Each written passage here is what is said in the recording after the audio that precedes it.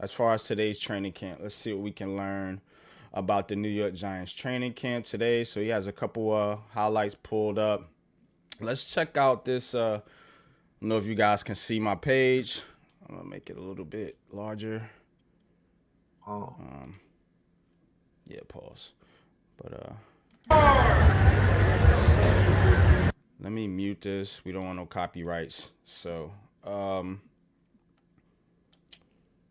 see what we got here. So you see Daniel Jones there.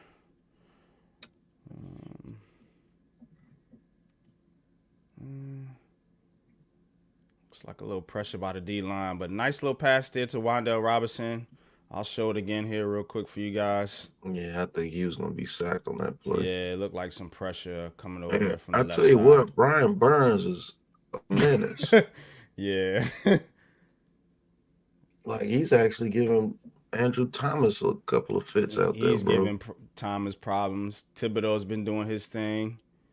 And Elijah Chapman is doing his thing. The undrafted defensive tackle right here from Louisiana. He's actually getting first-team reps. Yeah, absolutely, man. That's good stuff right there. But let's go back to Alex's page. So this was one that guy was talking about on Twitter. This was a tip pass. Let's take a look at it. As you see DJ right there. Like they had a man in motion. And it's hiked. And just a drop pretty much by Bellinger. Yeah, like Bellinger's been having a horrible camp. Yeah, that's a pick six by blocking. Yeah, there's some blocking assignments and everything, bro. Yeah, he's not. What he got going on? But yep, that was a good pass by Jones. Just he dropped it, tipped it. Pinnock has been playing well. Defensively, I've been telling people about Jason Pinnock, and you know, I know I talked about it with P. Dot. He said he wasn't really a ball hawk, but that dude is around the football, whether it's an interception or a fumble recovery or you know, something like that. He stays around the football. He's a busy safety, so he might not be the ball hawk per se, but he is around the football. So, but all right, let's go back here and see what else we got here. Possible sack from Timmy Horn, completion of lock to Allen Robinson. Allen Robinson has a lot of play out there, so let's see what Allen Robinson does here on this play. All right, that is Drew Lock at quarterback. Looks like they got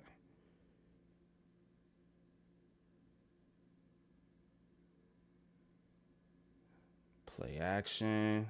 Looks like that could have been another sack there too, or at least a pressure if you watch it over on the right side. This D-line's been balling, man. I'm telling you. Yeah, this D-line has been getting after it, bro. Like, I don't know what the hell Brian Burns is doing, but man, you giving Andrew Thomas problems? Man, I'm telling you. I mean, it's not like he's just abusing Andrew Thomas. It's just Andrew, it's a battle. Normally don't see Andrew Thomas have to break work a sweat. Like that. Yeah, like he's having to work with Brian Burns. Like after Brian Burns got thrown at the club that one time, like he's making it his mission to get at Andrew Thomas. To hell with that. Let's see what else we got. Oh yeah, this one right here. This looks like I think this was like a broken play or something. But you'll see a TD pass here from Jones to Wan'Dale. And I think Brian Burns got in on that play too, wasn't it? Yeah, there he is right there, number 0.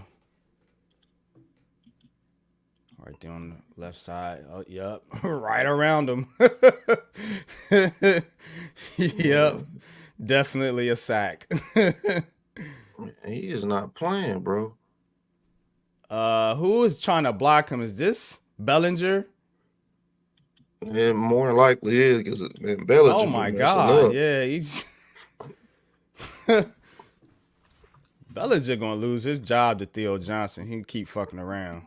I'm telling you, that's my unpopular opinion. By the end of the season, Theo Johnson's gonna be the Giants starting tight end. Yeah. That's a fact. Yeah, he's making room for people like Manhurts. Mm-hmm. But you see the speed by Wandell. Looks like a broken play. But let's see what else we got. Just want to run down a couple plays here, then we'll give our thoughts on everything here later. We got a little bit of time here to chill with you guys today.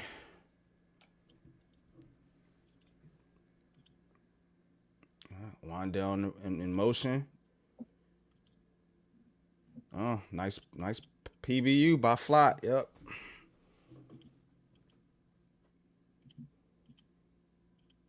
Now, I'm just hoping that it's just that our defensive line is just some monsters, and his offensive line is not just bad. I think it's a combination of both. Yeah, it might be a combination of both. Yeah, I think our offensive line isn't that good. I don't think it's as terrible as they've been looking, but I don't think it's that good. And I think our defensive line is good. I think they're good. All right, so here we got one. Jones looks like Singletary in the backfield. Another pressure by Burns. I'm telling you, bro. Watch it. Look at the speed off the snap, you guys. Right here. You see where my mouse is? That's Burns. Watch him. Boom. God. That was a good pass to Hyatt, too. You put that right on the money. That was a good high pass to Hyatt. And Hyatt's been playing well. Go ahead. No, Hyatt's been doing well. I think you mentioned it, too, with his route running. Mm-hmm. Now this right here, he pushes Burns past the quarterback. That's what you want your guy to at least to be able to do. At least push the dude past the quarterback. Don't give him a straight path to the quarterback. Mm-hmm. What Evan Neal was doing. See, Illuminor was at least able to push him past. I still think he probably would have got to Daniel Jones if it was a live game. Mm-hmm. But in that rep, he at least did push past. But man, that's crazy. See right there. I think he would have started. Yeah. He swatted his hands down and got. Yeah, he's a menace, bro. And see, he's right there. But as you see, Illuminor still has hands on him, so he's able to. So yeah, with Illuminor's strength, he's able to push what Jones him past. needs to do here, Daniel Jones needs to step up quicker. Yeah, and deliver that ball on time. But he does a good job here. Dexter Lawrence is right there. You see what I'm saying? True. So if he steps up too quick and Dexter Lawrence is going full go, I think he steps right into Dexter Lawrence because Dexter Lawrence laid off. Yep, you see him lay off right here. If Dexter Lawrence was pushing forward, would have been nowhere for Daniel Jones to go. I mean, we can sit here and analyze these plays today if you want to. I'm in an analyze mood.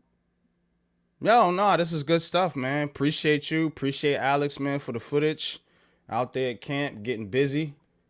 But yeah, this is what we're talking about, looking at our team with an objective view here. So we can actually see and not just getting the media's narrative on every play. So says Thomas in motion. So let's take a look at this here. Thomas motions to right tackle, ends up being a Brian Burns.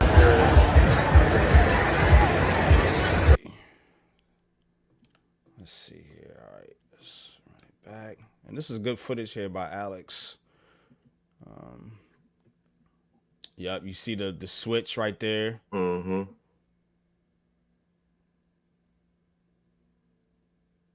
So it's a little weird. Yeah. But Burns Burns with the pressure. Now rewind the play. Let's see where Daniel Jones could have thrown the ball. All right.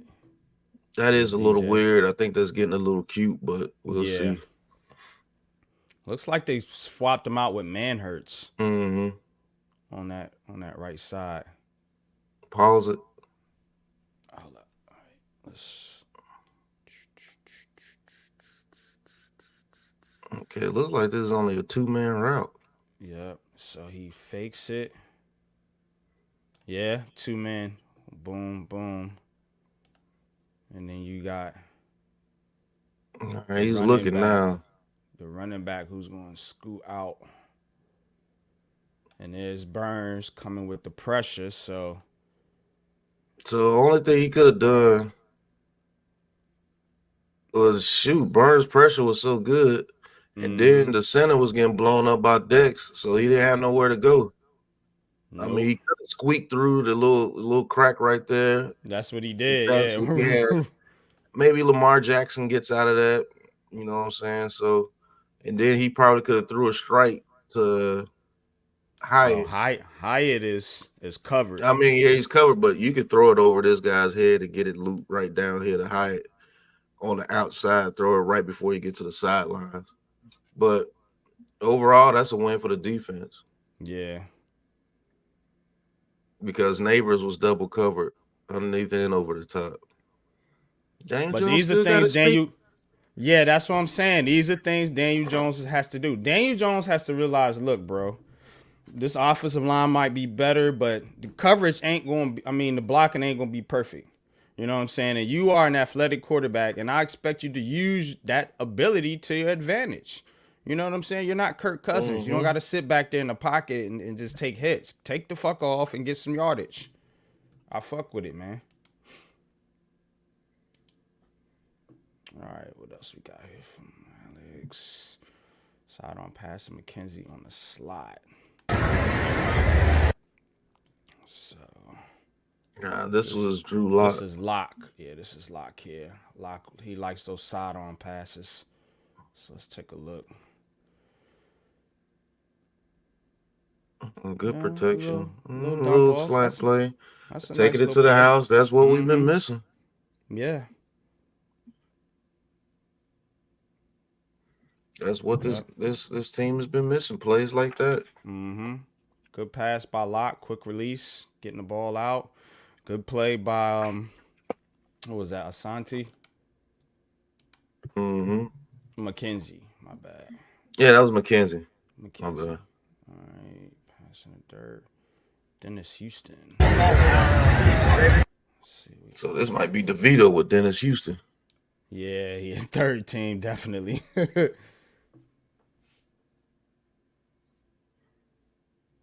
Yeah, that's Tommy DeVito back there.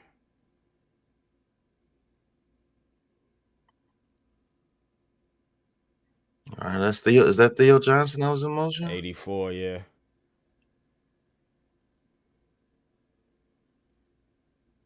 Oh man, lost that blocking rep. Nice, and the cornerback. Yeah, and the cornerback lost the ball. Pause.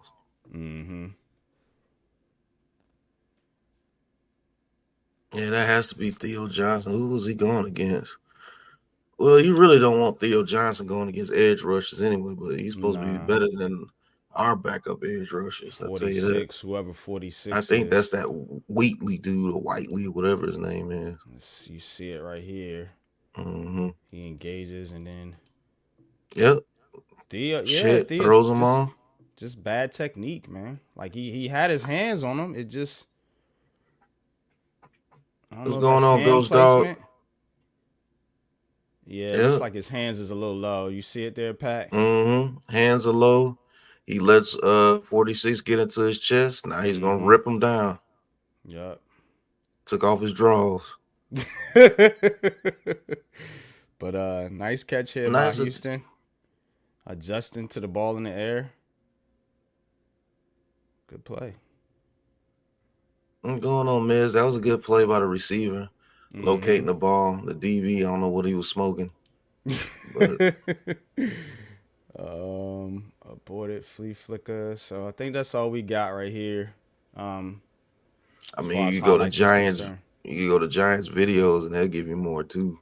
Yeah, I just wanted to give Alex. That's our dude. So you know what I'm saying, we keeping a big blue crew in the crib, and he has some pretty good footage here too. So, but yeah. So what's your thoughts on practice here, Pat?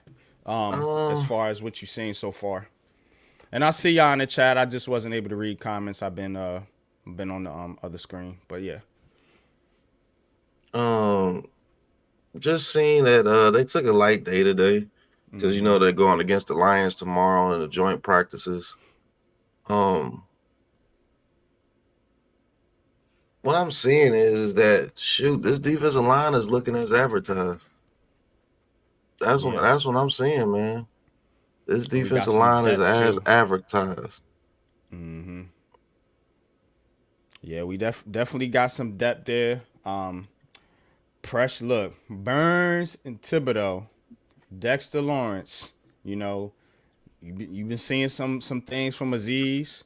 You know, they getting guys like you said, Chapman, Wheatley, Jordan Riley, like some of these backups. They've been doing pretty well. A lot of people are scared though. They saying, "Hey, this offensive line ain't right." I think it's a combination of both. I think it's a combination of the offensive line learning. You know what I'm saying? Because they are in Carmen Brasillo's system, a new system. You know, they've had turnover on that offensive line. You know, you got two new guards and a new right tackle. So Yeah. it's a combination of learning and building chemistry. Whereas, and also our defensive line is good. And the real test is going to be see how they do against somebody else's defensive line, which is the Detroit Lions. Because Mm-hmm. remember, they Lou, the got link Aiden is in the Hutchinson. chat. The link is They in the got Big Blue Crew chat, ain't it? yeah. I don't know why you guys don't see that. I throw it in the chat every Sunday. I don't understand. So That's if you how I want to got come on on here. Giants conversation, just go to the Big Blue Crew Entertainment chat, the chat that Taj started, and everybody's in there. I added Man Cave and Miz and Lou and everybody. So all you guys are there. Just hit the link and come on the show. We ain't got to do all this extra shit. Just pull up. But but yeah. So uh, but yeah, I think it's a combination of both, Pat. Like I said, I think it's a combination of our D line being really good and this offensive line still trying to figure shit out. You know what I'm saying? Because we got backups too that just got here, like Van Rotten, Not Stinney. You know what I'm saying? You you brought in what's the other kid, Matt Nelson, and some of these other cats, man, that's supposed to be fighting for roster spots. So, like Pat said, and if Andrew Thomas is having problems with Brian Burns, a expect lot of people everybody are to gonna have have problems with problems Brian Burns with this year. Brian Burns. So, Like he's on you a know, mission this year, bro. you can't knock the line for that. Now, Thibodeau, again, you want to see that improvement from Kayvon. So, him, battling with the Luminor, I think that's great. I think that's great for both players because again, they're the Robin to the Batmans. You know what I'm saying? I I I Which is I, Brian Burns and Andrew Thomas, respectfully. But go ahead, yeah. I do want to say this before we get off the offensive line. Lou is right. Rotten does win the starting guard job, but I hate that JMS might not be available for these joint practices against the Lions. You see what I'm saying? Because Mm-hmm. we don't have our official starting line going against Mm-hmm. the Lions, which is always the case for us. For some reason, we cannot get five solid starters to be on the offensive line Mm-hmm. for a long period of time, and that's annoying because he's going to need those reps. These are valuable reps against the Lions because the Lions front seven ain't no joke either. So Yeah. going against that defensive tackle for the Lions will be good practice against for Mm-hmm. JMS because even though he's going against Dex every day, Dex is not going 100% against his own guys. It's just that's just a fact. Mm-hmm. That's why it looks like Brian Burns is going to have a scary season because he's not going 100% every single play. Yeah. You know what I'm saying? Because you don't Mm-hmm. want to hurt your own guys. Mm-hmm. So you really need to go against some people that are really going against you. Like these dudes don't care about your health like that. They're not trying to injure you, but they're not like if you get injured Yeah. while we're going hard, it's like, Hey, that's oh hey, well. Yeah. well, I'll Just pray got hurt. for you. Yeah, I'll send some prayers your way, but I got to do my job Mm-hmm. because I'm trying to make the team. You know what I'm Mm-hmm. saying? So hopefully JMS is able to get back and I guess Evan Neal was out there today trying to run. I guess I don't know, but he's missing valuable reps too, and that sucks too. Yeah. I think the Giants with Evan Neal, I don't think he sees the field this year out unless someone's hurt. Yeah. And I just think and the way I look at it is like that's a good thing for that dude's career. Like he needs time to learn and to sit there. Miz, what's good with you, bro? All Appreciate you right, tapping in. I want to tap in a little. I mean, I'm driving, but whatever. You good? You good? We just chatting it up, man. Talking Giants conversations. You already know. But what I was talking about with Evan Neal is I just think that it's a good thing. He doesn't look, bro. Now you don't have that pressure to go out there and be this, seventh overall pick and to be this top notch right tackle. You can take time to heal. That's number one. You can take time to learn. That's number two. And you can take time to get your mind right. That's number three. You know what I'm saying? Because I think all three things are factoring into why Evan Neal is not on the football field right now and why he is not why he has not produced. Let me break it down again. One, health. We already know. Health has been the biggest thing. Lou, what's good with you, brother? Appreciate you tapping in. One has been health. He has not been healthy. Two has been his mindset. You know what I'm saying? Just I don't know, like we talked about losing weight, just working hard at your craft. Why isn't he with Andrew Thomas's trainers? Why isn't he training with Andrew Thomas? Like, he can't why is catch he but Come in with the shits already. But why, you know what I'm saying? That was the second thing. And then the third thing is learning your technique. You have Jermaine Illuminor that you can watch now. You have Andrew Thomas. Now you got Carmen Basillo, the coach. It gives you time to learn and to work on your craft and to be a better NFL player. Damn this, oh, I'm not a god and all this talk that he does and all this, man. Just work on being a good player. Like, how about that? Just work on your craft.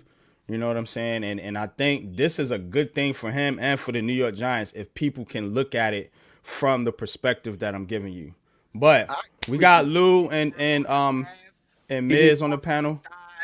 his spare tire. I agree with you 100%. He need to work on all that. His craft, his calf, his thighs, his spare tire, his playbook, everything. Everything. Yeah. Definitely needs to get in better shape, man. But Miz, I know you've been a big supporter of Evan Neal, man. Again, it doesn't look like he's gonna play in the preseason. So what's your thoughts on the Evan Neal situation? I said what you just said about 2 weeks ago. I said sign this guy and develop Evan Neal slowly. Now there's no pressure to get him out there. He's not ready to play. He's injured. But I still think that down the road, whenever the hell that is, we need this guy to be what we thought he was when we drafted him. Since the guys we picked up are a 1 year guy, Van Rotten. Mm-hmm. You want Evan Neal for the future. You still do. Incorrect. I don't think so. Listen, you said that to be the guy that we all thought that he could be. That's why I'm saying incorrect. Before we drafted Evan Neal, I made a few videos saying I did not want Evan Neal here.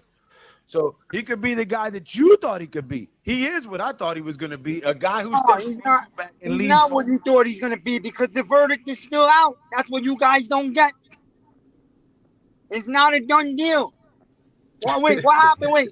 So, all right, you want me to make this that way? So Daniel Jones got a blank check for 10 years, but other guys can't develop anymore? No, that's not what I'm saying. I mean, me and NYG are on the same thing. He needs to take this time to get his mind right and try to get himself developed. Like, even when he gets healthy, he's not getting a starting job. He needs to go get a trainer during this season. I don't disagree with you on that, Miz. I don't disagree with none of you. What I'm saying is his mindset is hell bent on being a tackle. Sir, you suck at tackle. You might need to reevaluate that and go to guard. That's what I was saying, Lou. He needs to take this time to get his mind right. That's one of the main things that I said. Like mentally, bro, two players on this team that I feel like are their mental affects their play on the field, and that's Daniel Jones and Evan Neal. And a lot of it has to deal with confidence. Inside their head too much, yeah. You know what I'm saying? So again, that dude needs to take this time to sit and get his mind right and get his body right and learn. 3 things right there. All I'm saying is this, man. This is what I'm saying. He might be a bust, and then you guys are right. But my thing is this, man. It really, we need him not to be a bust, bro. Even if it's second half of this year or next year. Like, we've had trouble with the O-line for so damn long. To just have a 7th pick overall from Alabama be a complete bust is not good. Well, how many offensive linemen have you seen come and be great from Alabama? No, first of all, to tag on to that, Lou, how many of those tackles in that draft are actually good? To be honest with you, those top 3 dudes, all of them are struggling. The only thing they got over Evan Neal is they're playing. Cross was the best one out of them, and he's struggling. Ekwonu over there with the Panthers are struggling. Fans, they hate him, man. Yeah, they hate Ekwonu. I was definitely high on this guy. You know, I'm not giving up on him. I'm not giving up on him. I was definitely high on this guy. I'm not giving up on him. Oh, I remember. You was the one pounding the table saying if we can get Neal and Thibodeau, it would be a miracle, this, that, and the third. And everybody like, we wind up getting both of them. Yeah. So you was actually right on draft night that night for sure. I don't know why this guy, I don't know if it's the injuries or the bad offensive line coach. I don't know what it is. I definitely expected this guy to be elite. You know, I really expected him to be elite. It's 3 things, Miz. Like I told you, it's his health, it's his mindset, and it's the fact that he needs to learn. And you touched on something important too just now, Miz. The same thing we said about Daniel Jones. You know, the poor offensive coordinator, right? You had Jason Garrett, you had Joe Judge as a coach who stunk. So they did damage to Daniel Jones. Same thing could be said to Evan Neal for Bobby Johnson, right? So I'm not saying that the kid sucks at football outright. I'm saying maybe you need to take this time while you're injured and reevaluate some things, try to learn some guard, you know, maybe see if you can become useful to the team in another area, because at the rate you're going, you're going to be somewhere else. Yeah, I mean, and let's talk about this. Guys, I might be wrong. If I am, I'll say, I was dead wrong on this guy. I'm just not ready to totally throw him away. I'm not ready. So let's talk about this too, because this has to be talked about as well. You know, the Giants are known to hold on to players too long. So if you as a GM and as Brian Dable feel that this guy will never be the starting right tackle for you again, because you have a lot of faith in Jermaine Illuminor and Rotten on that right side, and you don't want to ruin their chemistry, especially if they're playing well. Do you try to find a trade partner for Evan Neal during a trade deadline? I'm not saying giving up on him, but you got to put the business aspect into it too. I'm not, because the NFL is a business. Actually, even though I thought he would, I'm not opposed to that. If you get a good pick for him, I am not opposed to that. No, because we're getting something out of it. Right now, we're getting nothing out of it. Yeah. What if you can get a 3rd round pick from somebody? Give him away for a 7th round pick? That's garbage. No, hell no. That's a robbery. I'm saying, what if you can get a 3rd round pick for him? Third or fourth. For a lineman, yeah, you could get a 3rd or 4th lineman. Jay Ferry said, "Trade for what?" Let me shout out the chat real quick. I see we got in the chat. I see we got D-Dan. See we got Brian. What's good with you? Trauma. What's good with you? TJ. What's good with you? Appreciate you tapping in. Iman Pere. What's up, bro? Appreciate you tapping in. Of course. Ghost Dog. What it do, bro? Yep. Appreciate you tapping in. Who else we got? William Horton, man. Appreciate you. Thank you, man, for joining the show. El Capitan, Raphael, salute. Appreciate you, man. I actually like that. His what do you call that? Damn, his Avatar. picture. Yeah. Avatar. That's pretty dope. Is that French Lamont. Montana?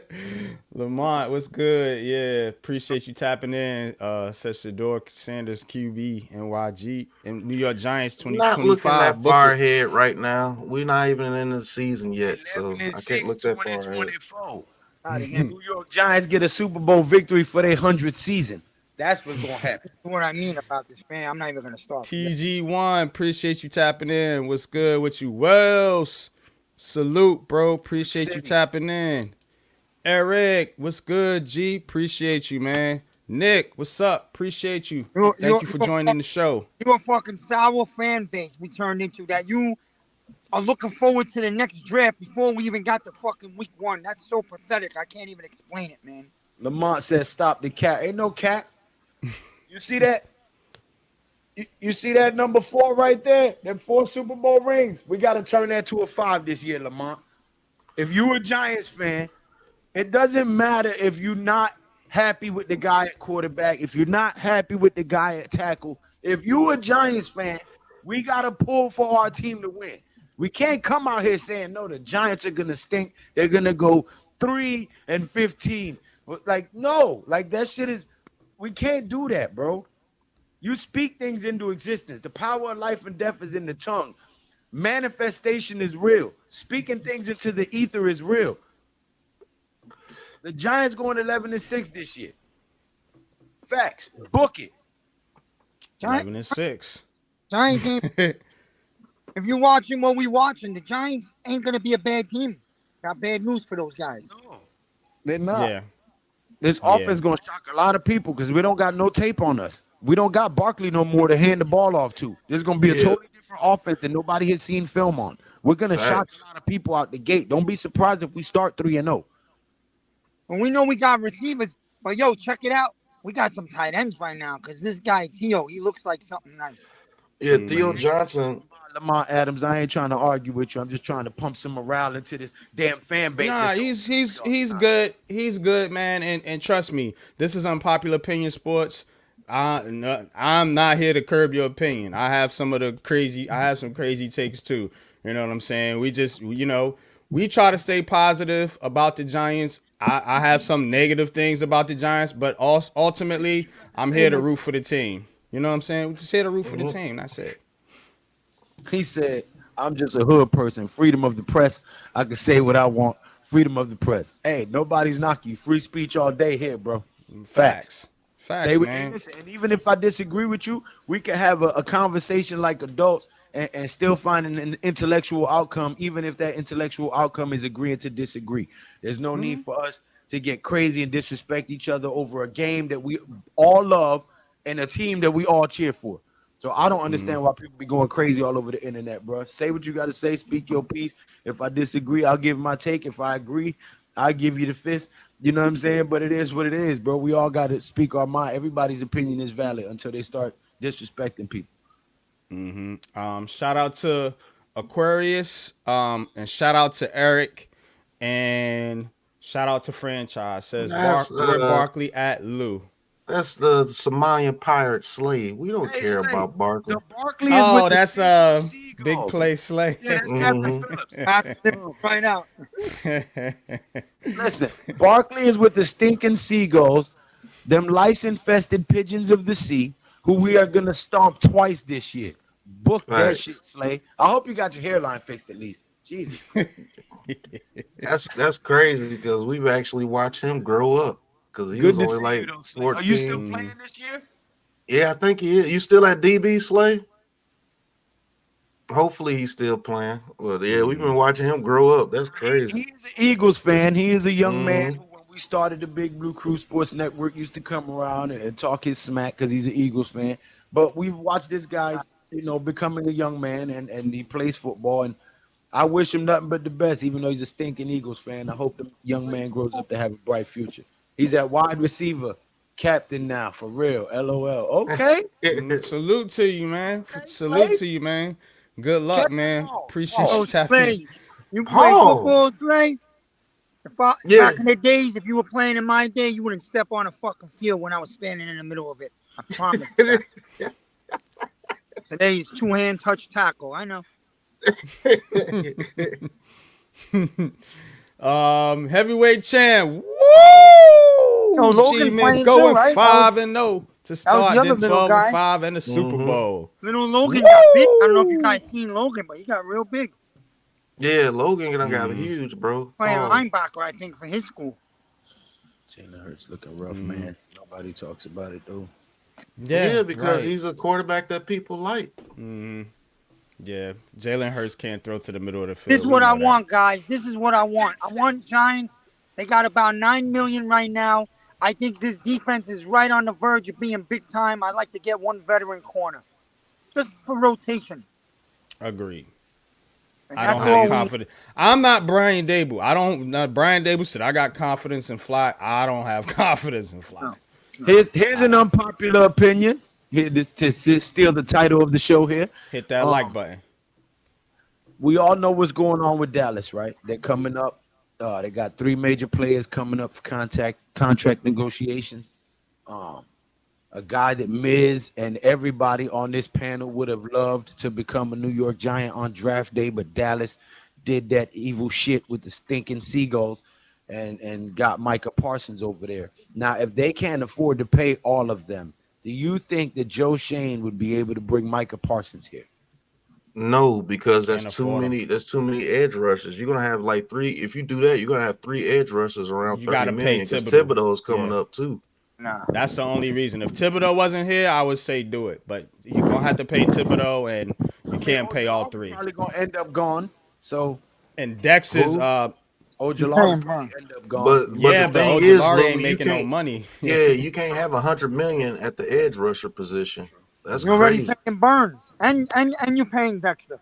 Yeah, and he's it's not a nice going to thought, accept. But yeah, he's not going to accept top linebacker money, which would be around 22 million. So he's going to want edge rusher money.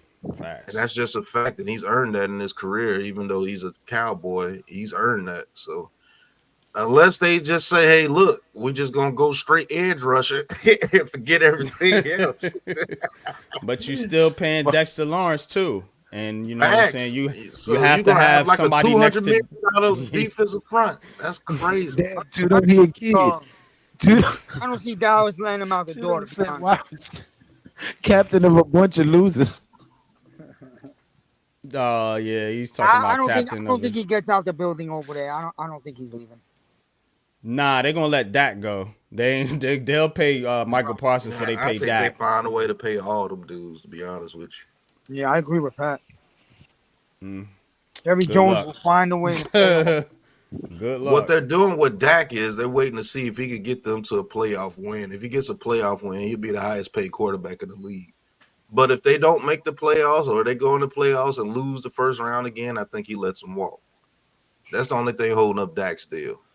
I mean, it would also depend on who they bring in. If they bring in the next head coach, right? That would matter. Mm-hmm. Because if the next head coach says, "I want to keep Dak," you know. But why would the next head coach want Dak? Because listen, it's hard to get a quarterback today, and Dak. It is hard to get Dak a quarterback. Is a good quarterback. But what is everybody talking about? Oh, these guys, they got to get their own guy. They inherited Daniel Jones and da. See what I'm saying? Keep the shit 100 with all these other teams. You know what I'm saying? Keep it consistent. I love consistency.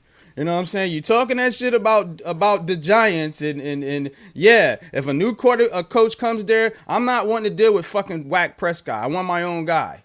That's fair, right? Because that's fair with the Giants. It is fair, but I don't know, man. It's just that Giants fans just love piling on the team, and maybe it's just the Twitter fans. Because when we go to the draft and everything, we really don't hear that stuff. You know what I'm saying? Nah, you don't. It's really just these, like Miz always said, these young kids on Twitter, they don't know the history of the team, so they just think the Giants have always been like this. They haven't, felt the glory years of the Giants and everything. So let's talk about this comment here. NFL is rigged, sir. Like your comment says, if the NFL is rigged, That's all the more reason to expect the Giants to win the Super Bowl this year since it's their 100th season. Yeah, I ain't Yeah. will say Six that. still looks good to me. No, those people are degenerate gamblers. They got this whole conspiracy about rigged and all. They gambled it so much that they've twisted their brain into not knowing what's real and what's fake. Yeah, I mean, there's a lot to get into here, They and think the I whole don't, world is against them to the I point where don't, yeah, I NFL is don't, rigged against you specifically. Damn, yeah, you got ideas of grandeur. I don't want to get into that though, fellas, because I mean, it's Well, I there's mean, a lot to It's a serious there's football. a lot to unpack there. You know what I'm saying? I'm just gonna say that, man. But I want to talk about this comment right here that Nathan McCarty put up there. He says if we can get 24 points out of our offense, we have dogs on the defensive line which can cause turnovers and use the turnovers and turn the turnovers into points. Now, the question I want to ask you guys he is, said we have enough dogs on defense and youth to turn those yeah, turnovers. and youth, right? So the thing about it is, though, is the key thing is if we can get 24 points per game. I think the Giants averaged what 15 points a game last year, or something like that. Yeah, 15, How 15, like many points? Hold 15.8. up, real quick, Lou. How many points do you think with Neighbors and Hyatt in this offense in this offensive line, and we went through some of the training camp highlights here from Alex? How many points do you think this Giants team can average per game going into this season? Because he says Barring 24. injury, 28 He's points a game. 28. Okay. So you're Okay. saying this team can average 4 touchdowns a game. Let me ask you this, Lou. Where are those 4 touchdowns coming from per game? I would say 2 from Neighbors, 1 from Slayton, 1 from Hyatt or Robinson. So So no No. all rushing passing touchdowns. What touchdowns, about no the running rushing back? Yo, you touchdowns, sleeping on no. you? That, People bro. Our sleeping on run these game running is going to backs. be short passes. Our run game is going to be short passes. And when we get in the red zone, he's going to be looking for Theo Johnson. I think I, Steelers run the ball, bro. let me give you my analysis. I do believe we can average 24 points a game. Yeah. Reason why is I believe our defense can get a lot of 3-and-outs and put us in short situations. And I do believe we had the offense this year to capitalize on that. If you watch the games with the Big Blue crew, we all call the games every Sunday. Our defense will put us in very good situations, like put us at our own 40, and then we'll have an offense that goes back 10 yards instead of getting any yards. I don't think that happens this year. Not if the offensive line is even half decent. Halfway Because decent, right? yeah, because we got too many weapons this year. The thing about this year, He the don't have pressure, to hold the ball no more. As long as that O-line holds up for 3 seconds, he got multiple people he can just let it go to and gain at least 3 yards every play. And that's minimum. yeah, the pressure is going to be on Daniel Jones specifically if the offensive line is blocking because you have the weapons to get yardage this year, whether it's the quick game or the long game pause. Where I think Malik Neighbors, if you put one-on-one coverage with him, 8 times out of 10, he's going to make a play for you. And I we don't think have he's no that run type of blockers, receiver. Liz. We don't have no run blockers. Our whole line consists of pass blocking. So I don't expect a lot of running touchdowns. Now, if our running backs are gonna eat, they're gonna be on the short pass yardage. Passes out the backfield, um, um, little short slant screen passes, stuff like that. Let me say this, though, Lou. If we line up in those 2 tight end sets, those big sets that we lined up in 2022, we could get the run game going because those running backs aren't sorry. We just don't have a guy that could push the pile on those 3rd-and-1s, which I think me and NYG are gonna get pissed off again calling this year, but it'll be okay. Hopefully, we're not in too many of those 3rd and short situations Yeah, like that's that. the point. But if we can have man hurts and have an extra lineman and run those 12 personnel, shout out to Tommy. I do think we still get yardage in the run game that way. And that's the power. That's the power game. If we find that you're a little weak across your front 7, maybe we do line up in that and test your gangster a little bit. And Singletary is a very good running back if getting up the crease. Pause. And Tyrone Tracy can do it. And Tyrone Tracy is bigger than I thought. Yeah. fault. Mm-hmm. What'd you think of That's why Roman Reigns' return last night, Cole? my reasons is this. Okay. I believe the Giants are gonna have a better running game than they did with Barkley with this committee. I really believe that. Okay, you got some young feisty running backs right now. Number two, obviously better O line, but Eli. number two, if we could pick up third and ones, which we never have, but I think this year we will be able to. And if we could get off the field on third downs, which I believe we have the front seven to do that, Mm-hmm. that's number two. And I think those things are going to happen. So it's going to change a lot of things like field position. And number three, I think we got one of the best field goal kickers in football. So you're going to get your 24 right there. I do. I think we have Yeah. a good field goal kicker, and nobody talks Nephew. about field goals.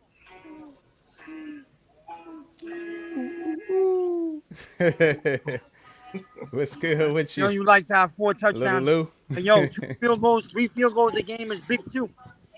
I mean, Yeah. but Miz, this year we're gonna have to convert those We got to get touchdowns. field goals into touchdowns this year. I'm not saying that No, every Pat, we red got to zone. convert the third and ones, Pat. We got to move the chains. We haven't been able to do that the last few years. That's a fact. That's what I'm saying. We got to convert those field goals into points. I mean, touchdowns. Now, I'm not saying we got to go out there and be 100% in the red zone. That's stupid. But those times where we're getting in the red zone 4 times and we can't come out of 4 red zone opportunities with 3 field goals. I'm sorry. No, At least be 50%. Right. These get you 2 touchdowns and 2 field goals. That's 20 points. See, Instead but of that's having go ahead. this is the ultimate team sport, and it ties in to a conversation we had on the live stream the other night, where we asked what we think on defense the plus minus turnover differential would be, right? So with the defense that we have, and in regards to the comment that was made of 24 points, as long as we average 24 points, our defense can get us the ball and our youth can give us more chances to turn those turnovers into more points. So if everything ties into in together like it should, we should have a playoff team. The only real questions here are who's DB2, who's cornerback number 2, is the line going to hold up, and did Daniel Jones take that step that everybody needs him to take? Those are the 3 major questions on this team. Then you got some minor questions like, do we have another linebacker to stuff the run, and things like that. But for the most part, those are the 3 major questions that we have going into this season. Yep. I think too. Me and Pat talked about it earlier. I don't think you guys were on the panel. Bellinger's not looking great, man. Yeah, he's not. He's not fitting him at all now. looking great. So I don't know. I don't know what that means for this tight end room, but Theo Johnson, I think by the end of this season is going to be the starting tight end for the Giants. Yeah. You know what I mean? Again, so we still got roster cuts coming, and they can start plucking guys from other practice squads. So I would still look to see them grabbing guys before the season starts. Pause. Yeah. Hey, Harrison Bryant from the Raiders. He's the 3rd tight end, and he could be a starting tight end anywhere. Dudes are sick, man. But wouldn't worry about. What you say, Maz? I wouldn't worry about Bellinger. It's early. I wouldn't worry about Bellinger. Like he's missing blocking assignments. That's the thing that's killing me. I'm worried about him because it's compounded off last year where he didn't play well. And you know what I'm kind of thinking now? He got one of them damn eyes. His eye. He might. I don't know, man. When you have something going on with your vision, yeah, maybe we're just guessing here. But again, he has since that eye injury, he has not been the same player, bro. We've been pretty good with our guesses, though. So yeah, facts. I mean, he's dropping passes, he's missing blocking assignments, but he was doing that last year too, missing those blocking assignments on those bootlegs. He's letting linemen come straight into Daniel Jones, and that's gonna get Daniel Jones hurt again if that happens. That's just a fact. But I think Theo Johnson will be the starting tight end at the beginning of the season. It ain't gonna take no time because Bellinger, the way that he's playing, you can't start him right now. Now, it may change over the next couple of weeks. We'll see.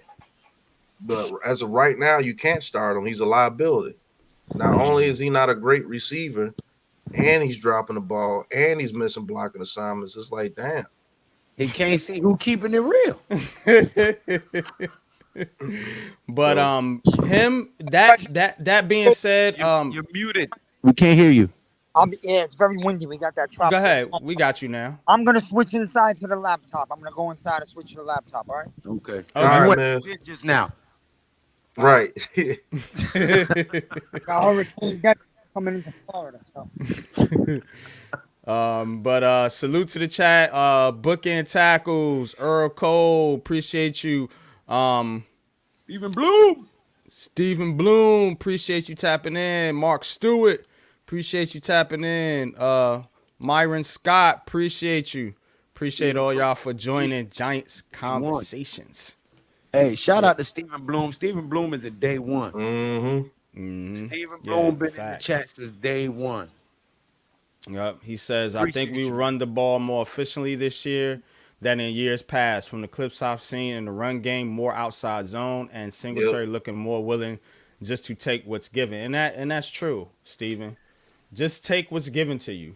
Facts. And that's a 4 lot of yards time. means a lot on first down. Right. You know what I'm saying? It opens up the whole playbook. But go ahead, my bad. Nah, because again, like you was alluding to, so many times we're in 3rd and long. And when you're in 3rd and long, that's when, when you have a bad offensive line, that's when you give up 85 sacks. Because you're constantly in fucking, pass rush situations where the defense can just tee off on you. 85 sacks is ridiculous, man. Yeah. But shout out to Miles in the chat. What's going on, Miles Morales? Thank you for tuning in, bro. Appreciate you. Y'all hit that like and subscribe button as well. Most definitely, man. For Appreciate those y'all. who don't know, Miles Morales is the Puerto Rican Spider-Man from New York City. You heard? Yeah. That's what's good. That's what's good, man. But My son loves that character. Oh yeah. Hey, I'm play this for you real quick. Go ahead. Because we were just speaking on this earlier. Hold on, let me share my screen with you. All right. This little dude be talking. Got it? Mm-hmm. As the days and weeks of Giants training camp continue to roll on by, it is becoming increasingly more evident that former first-round pick Evan Neal might not necessarily factor into the team's Week 1 plans on the offensive line. This is surprising because in the offseason, Brian Daboll said he expected Neal to be ready for the start of training camp. Even when Neal landed on the physically unable to perform list, Joe Schoen said on the first day of Giants training camp, he did not expect the offensive lineman to be there long, but here we are entering Week 3. Neal's still on the PUP list and at practice. He does not appear any closer to taking part in individual drills or team drills in what is supposed to be a very integral part of the 3rd year of his NFL career, where the Giants were hoping for a bounce back after 2 very disappointing seasons. Now, with Neal maybe not necessarily factoring in being viewed as a lottery ticket, there are other players that are starting to find their ways as the Giants piece together what is going to be their offensive line for the season. You're going to have Andrew Thomas at left tackle. You're going to have John Runyon at left guard. Greg Van Roten, he's playing center right now because John Michael Schmitz is hurt. But when Schmitz comes back, you're going to have Greg Van Roten kick to right guard, and then you'll have Jermaine Illuminor at right tackle. That group the Giants like, they believe it is much improved. But unfortunately, a player they invested such a significant draft capital in, he just might not be there for the opener. All right, so who might not be there for the opener? Evan Neal. We ain't worried about that. See, this is why we say the things that we said. Everything that he just said in that little clip right there, we said this about 3 weeks ago. Mm-hmm. we said that before Rodden was even signed. We said the whole start lineup, Lou said that 3-4 weeks ago how it was going to go. And so I even said it on Big Blue Kickoff, and Paul Dottino was like, "Well, you're a little bit ahead of me. You can go back on the Giants app and hear me say it." Right. That whole start offensive line, we've been saying that for weeks before that was even said. So now the information that we've been giving you for the past month now is going to become legit because somebody like Connor Hughes just now saying it. So that's what you get. You literally get New York Giants full access with the Big Blue Crew. Like we're telling you these things before it even happens. It's called foresight. Yeah. It's called sight and foresight. Yeah. Yeah. That's what it's called. I just wanted to play that clip just confirm that, hey, look, we know what we're talking about. You might not like us, but we know what we're talking about. And even if you don't like us, you still listen. 62 in the chat, man. Let's get it, man. Appreciate Taj, what's going on, Taj? Koof, man. Koof, man. Taj, what's good with you? I just wanted to show that with you guys to let you know that, hey. Oh, he actually has the ninja avatar now, so he's living up to his name. Talking about Taj. Just wanted to show you guys that look, we just not just out here saying off the wall shit. Like normally shit comes through and it happens. That same offensive lineup that he just said in that little clip, Lou said that shit a month ago. Literally. And I said, yeah, that will be our best offensive lineup. And guess what he just said? That would be the Giants' best offensive Evan lineup. Neal wasn't going to make it. I told people that shit. NYG said that ago. 2 months ago. He been get killed for almost 3 months about the whole Evan Neal thing. So we ain't just up here talking, bro. Like we literally analyze things. The people on Hard Knocks, the GM and everything, weren't saying some of the same things we were saying for no reason. And you can't say that we watched Hard Knocks to say it because that shit, we said that shit months before Hard Knocks even came out. Facts. Mind you, listen, I told you who they was gonna draft. Listen, you don't believe me? Watch this shit right here.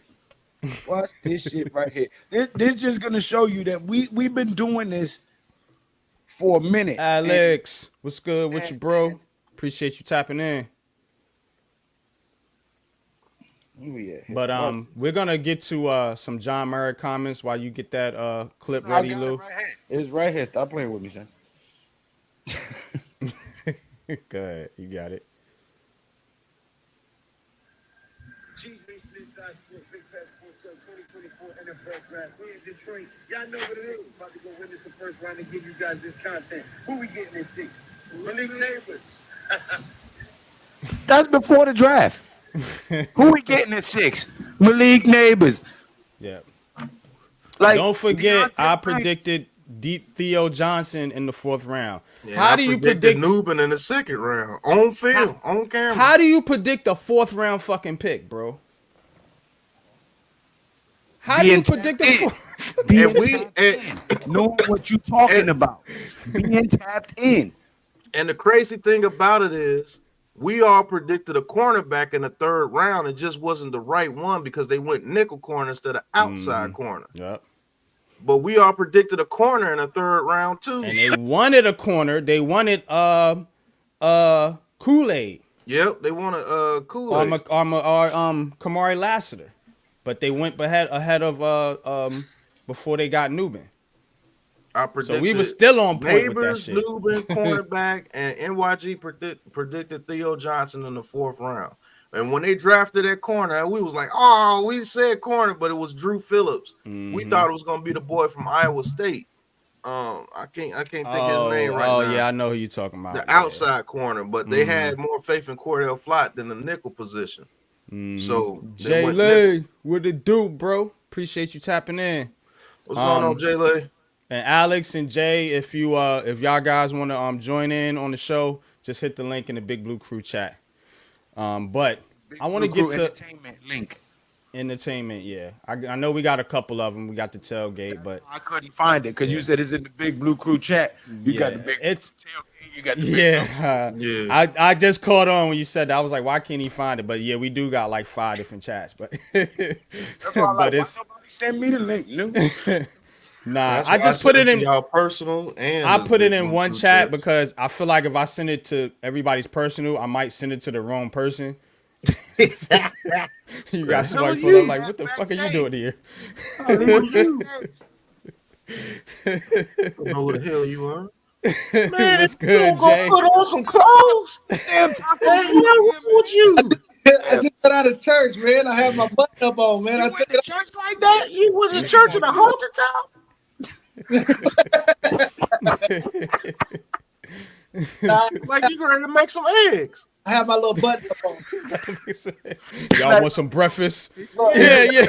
Y'all want some breakfast? He looks like he about to walk outside and be like, "Where my money?" Okay, you got the 2-steppers on and everything.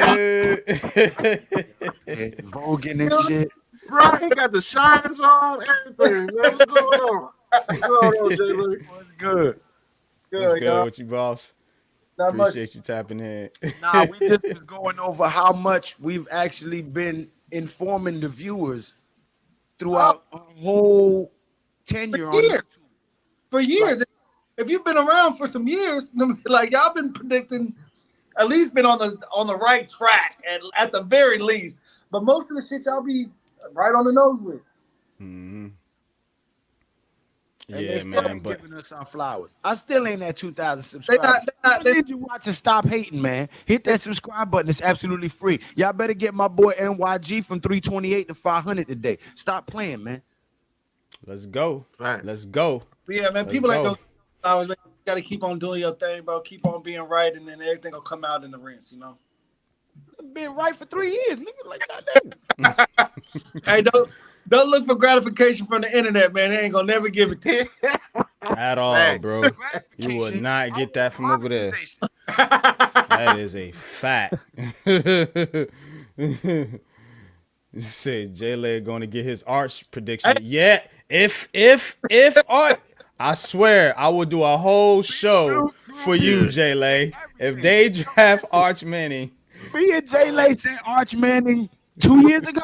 But yeah, so like I remember when I first started getting on with y'all, like when I first started chatting or anything like that, I first got on YouTube. I said it as a joke because I heard Arch Manning coming out of Serious. in like 2 years. I was like, oh yeah, Arch Manning, that's gonna happen. Hey, it really might. it might happen. It might actually If happen. Daniel I'm telling you. Jones pulls out another year. That's that's the equivalent of inbounding the ball on the opposite hoop and then just shooting from the Right. Yeah, with your eyes closed, just Yeah. Throw it down there. Oh, He scores. shit. What's that? that shit got before Bull. Some bullshit. But let's get into some John Merritt comments. Speaking of Daniel Jones, he did mention some things about Daniel Jones here, so let's go ahead and I listen put this here. in my show the other week. With some weapons around him to see what he can do. Oh, you said you put this in your show, Pat? Mm-hmm. The other week. I think that might cut out some of my background noise. I got my headphones in now. I don't know if y'all heard anything in the back, but you know, kids run around. Nah, you good. All right, everybody can see that. Okay. Mm-hmm. Listen, I'm still happy we gave him that contract because I thought he played really well for us in 22. Last year he got hurt, and let's be honest, when he was playing, we weren't blocking anybody. So let's give him a chance with a better offensive line with some weapons around him to see what he can do. I was nervous about giving up too much to go and get a quarterback, but I was prepared to let him do that if that's what they wanted to do. We made a decision to stay with Daniel and add a weapon for him, and I think that's going to work out. You've seen play. Listen, I'm still happy we gave him that. All right. So you heard the man say he was happy with giving Daniel Jones a contract. And the fact is that, as we just mentioned here earlier, unless Daniel Jones absolutely stinks this year, I think he's going to be the quarterback, not just for this year, but for next year too. And I'm going to tell you why. Because one thing is the Giants can get out the contract, but they are going to take a cap hit. I think the cap hit was like, I want to say it's like 15 million or something. Yeah, we save.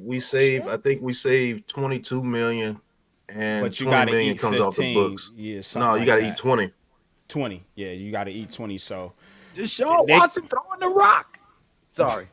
They can save some money, but it's also going to cost them some money. So now you got to think about this. If the Giants can get in a position to get a quarterback, or maybe they just pivot, push this thing back and say, look, we're gonna roll DJ out there for another year, and let's see what. I know it's gonna piss a lot of people off, but this is what they might be doing, because you just heard the man say that he was happy with giving him the contract. They keep saying it's a 4-year contract, and all the fans are saying it's a 2-year contract. It's a 4-year contract. They can get out of it after 2,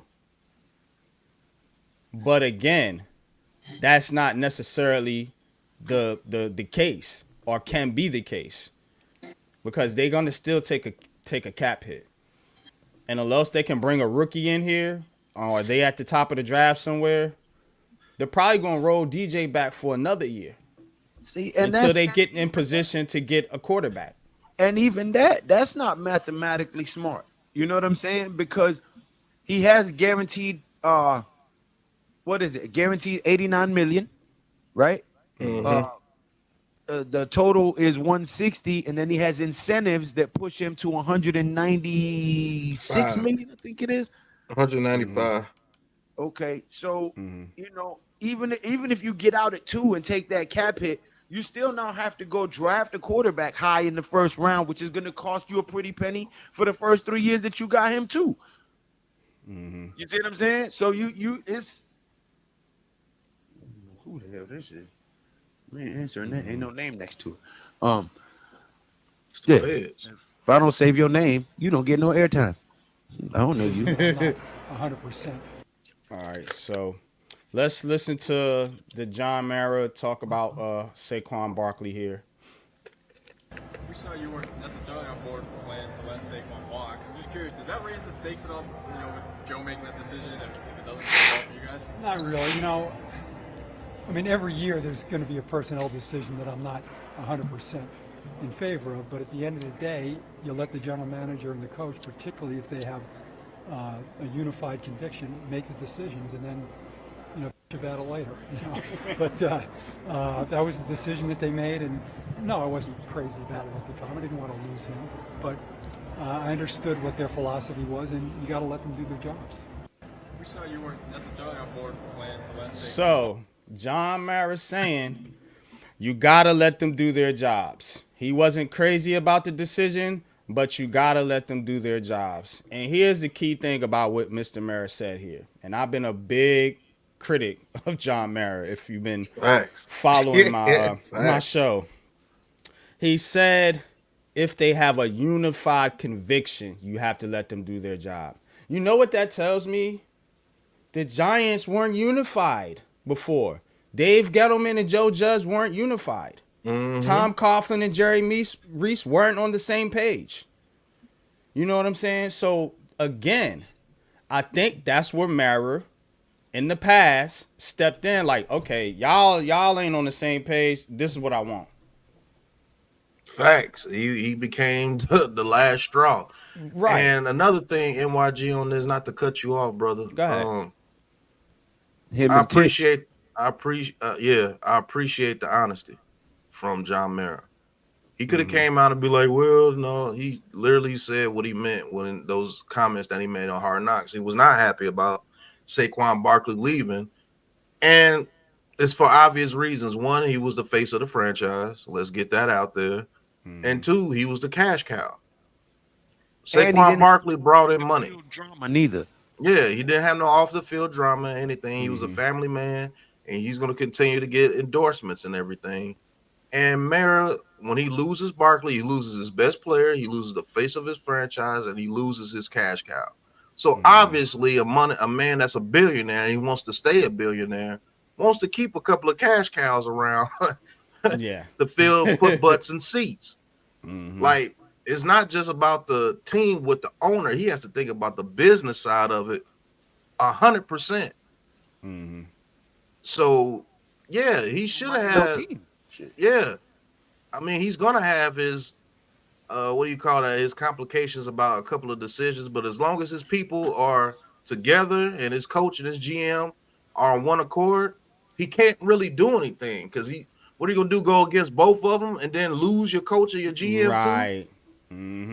So his hands were tied, and you know what? He has humility now. He's like, okay, fuck it, let's go out there and let's see what your plan is. I don't agree with it. He walked out a little sad, but he walked out. He didn't stay in there and be like, Yeah. "Hey, we're gonna do this because I'm the owner. And we're gonna do this." Well, that just destroys your whole team, regardless. So I appreciate the fact that he was honest and he took it like a champ. Pause, and he walked out the office. Well, I mean, Yeah. listen. At the same time, sorry, go ahead. No, you got it. At the same time, right? Like you said, you're losing your franchise player, right? You just went through a rebuild and fired everybody and hired a new GM, new coach, new coaching staff, right? You just went through a rebuild. Now you lose your franchise player. You can't turn around and lose your quarterback too. You see what I'm saying? So we had this discussion, what, 6 months, 8 months ago when we were talking about, are they going to keep DJ and let go of Saquon? And I was mad saying, no, if you get rid of Saquon, you got to get rid of DJ because I was being passionate at that moment, not thinking, but business-wise, you get rid of your quarterback and your running back and you just started a rebuild 2 years ago. Now you're resetting to a rebuild again. Yeah. What are you selling the fans, right? Yeah, nothing. You selling the fans nothing, bro. You gonna get free medium Pepsis out again? The fuck? Yeah, I mean, but I just appreciate his honesty. And John Mara is back smiling again. John Mara after that whole Joe Judge fiasco. Yeah, he was like walking around like, shoot, he only had a couple of years left to live. See, you know what I'm saying? So I'm just glad he's back in good spirits. He's on the field smiling with Joe Schoen and Dabo. So obviously there's no rift between Mara and Dabo and Shane. People are trying to put out there because DJ is still here and Barkley's not here. So I don't think that's the case. I just appreciate his honesty. Videos to create controversy to try to clickbait people, man. Just be pulling shit out of the air. Don't even be real. That's the difference between the Big Blue Crew Sports Network and everybody else. What we say comes to fruition because we actually do research. We watch film. We do analytics. We study. And we go through a thought process and carry it through from point A to point B all the way through. We don't just pluck myths out of the air and give you craziness. You know what I mean? So I thought y'all. Yeah, nah, you good. What's going on, KD? Crowd salute favorite. To crowd favorite. Appreciate you tapping in. Kevin Donkey. Appreciate you. Just covered your face up, cuz, coming on here with that tank top. Right. These But 46-inch pythons. But yeah, John Mara, speaking to the media, like you said, Pat, definitely appreciate that from Mara. You know what I'm saying? And like I said, I had a conviction on what Mara was doing behind the scenes, and Hard Knocks showed me that I was right. But I don't have that same conviction. I don't think he's meddling. I think in the past, this is what I think in the past with John Mara. I think John Mara was being an owner, and he had incompetent general managers and coaches. Yep. And when you have dysfunction like that, you're gonna get involved as an owner. You're like, hold up, what the fuck's going on here? Like, you know what I'm saying? I'm getting emails from fans and shit like this. Like, this ain't cool. So now that makes you get involved. And I think he was heavily involved in a lot of decisions under the Dave Gettleman era. I think when he brought in OBJ left was because he was calling out Gettleman and all that. It came out. Other guys from that team said actually he was calling out the fuckery. And that's why he was blackballed in the locker room. It was Gettleman and OBJ.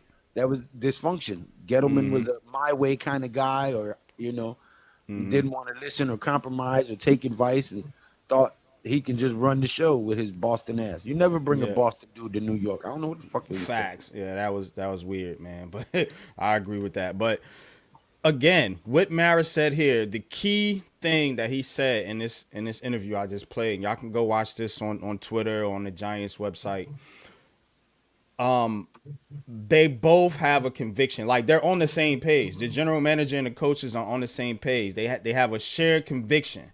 You know what I'm saying? So you don't have this infighting. So you feel comfortable them doing their job because they're on the same page. They're like, this is what we want, Mr. Mara. Let us go get this done. Okay, cool.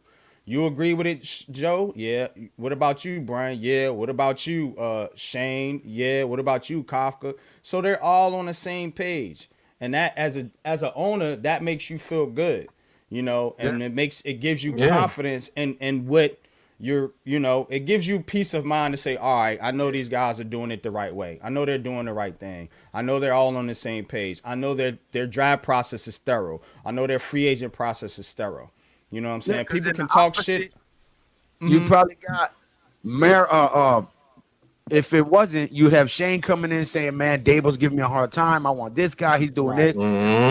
Dable's coming in, man, I can't work with this Shane guy. He shuts down all my ideas. Then you got Shane Bowen going in there. Man, these guys don't want to let me get the guys I need to run my defense. Like, when you got that shit going on, you like, man, I got to step in. That's why Wink Martindale had to go. Because they're not trying to have that type of shit. Because they've been dealing with it. They've been dealing with it when they first got here. When they first took over, they had to clear that shit out. Right. So we didn't hire somebody to bring the same shit back. There you go. Facts. Yeah, I believe that did happen. I do believe Wink shut down on the whole organization as far as the plan. Wink was doing his own thing. And that's why you would hear Brian Dable like, damn it, Wink. Like, we were trying to do this in order to do this. And Wink was like, man, I'm doing my own thing. I'm Wink. You know what I'm saying? And let's be honest. Wink did do a very good job with that defense down the end of the stretch of that 2022 season. He did. Yeah. But and 2023, I'm sorry, 2023. But it's the camaraderie that they were losing. And John Mara sat on the side of Joe Shane and Dabo because they were conjoined. They were together. And that makes you feel a little at ease when you're an owner that doesn't want to take control of everything like a Jerry Jones. So everybody could get that Jerry Jones stuff out of their minds with John Mara. I think John Mara was just doing the only thing that he could do is like, okay, you guys can't come up with a decision. I'll just make the decision and we'll just roll with it. Thank you guys. Get out my office. This is pissing me off. Yeah. And this is like, just seriously. tea. This is just tea. The sweet tea. Got you. Because I saw myself on Carolina. That was like a long chug. And usually every other time this wine glass and everything. Yeah. Where's my money? Let me tell you, you got a point. You got a point with your pinky. Let me tell you something. Let me tell you. And Tudo, I was gonna read that for you, NYG. He says, no, NYG 22 with much love and respect, mate, but we don't agree with you, mate. Moran Mara said that because he made all the wrong decisions and turned out the fuckeries of the century, and now he allows the GM and head coach make all the decisions now. But Tudo, you just said what we just said. We're not saying that Mara made the right decisions. He made the wrong decisions because he's not a guy that's supposed to be doing decisions like right? We were saying that he put himself in that position to make those decisions by making the wrong decisions on the GM and the coaches. Hiring dysfunctional people. Yeah. We're not taking any responsibility from John Mara. We're still blaming him for for what happened during that time. We were just explaining what was going on. I like how he spelled fuckeries in it. Yeah. I'm using that. Nobody's gonna make John Mara out to be this great hero or anything. No, we're just explaining. I definitely ain't. Yeah, I've been Mara one still has a lot of things about him that I question, but I know the fact now he wanted why to draft he was another doing running back early. Like, what are you talking about, John? You want to know how Sit your ass dysfunctional?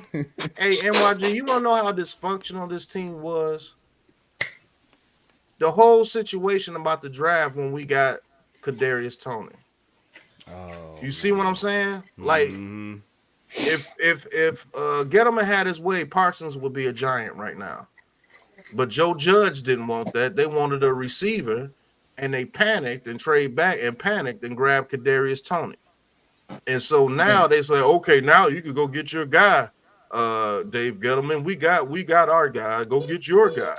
And he got Ojulari in the second round. You see what I'm saying? Like, they were having drafts about people getting their own guys, and it wasn't a conglomerate of getting guys for the team. Yeah. It's like, okay, I'm gonna get my guy, and you go get your guy this round, or it doesn't. It shouldn't work like that.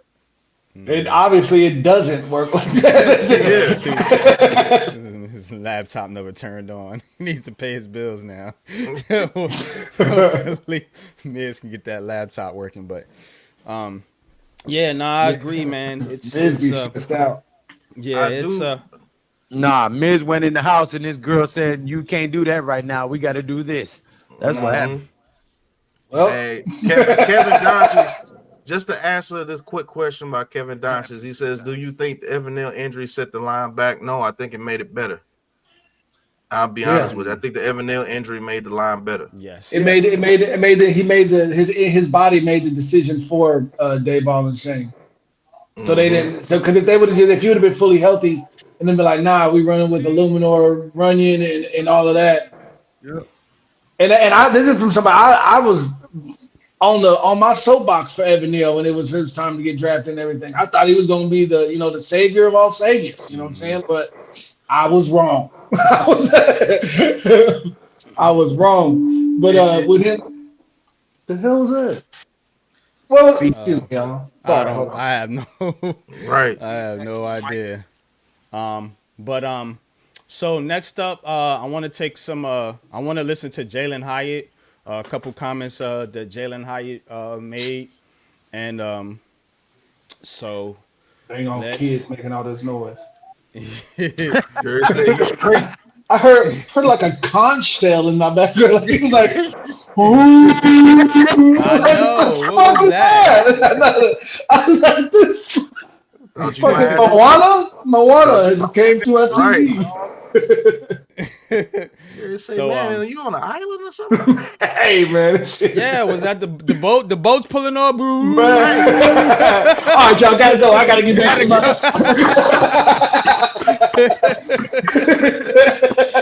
It's a fucking pirate on the side.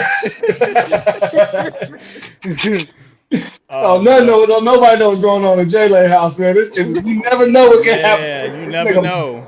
Cruise ship pulled up to his house. Were you at the port? Yeah, man. I got the East Bay right out this window. Right? Just leave out my window, get on the ferry, and go. Yeah. Please stop cutting down my coconuts. Yeah. Hey, next time you see me, I got dreadlocks. What going, boy? That man got a time machine over there. Yo, but let's get it. Let's talk to. Let's listen to Jalen Hyatt here as he talks about Malik Neighbors. What does he do well that helps him to do that? He's confident. He's confident in his work. He has great hands. He's explosive. Not only that, he can run routes. He's big, physical. Run after catch. He can do all of it. And what he has done is raise that receiver room. And proud that we got him in the draft. He's one of my best friends now. Just knowing him, and not only that, he's an SEC guy. So, I played against him. And I'm just proud of what he's done.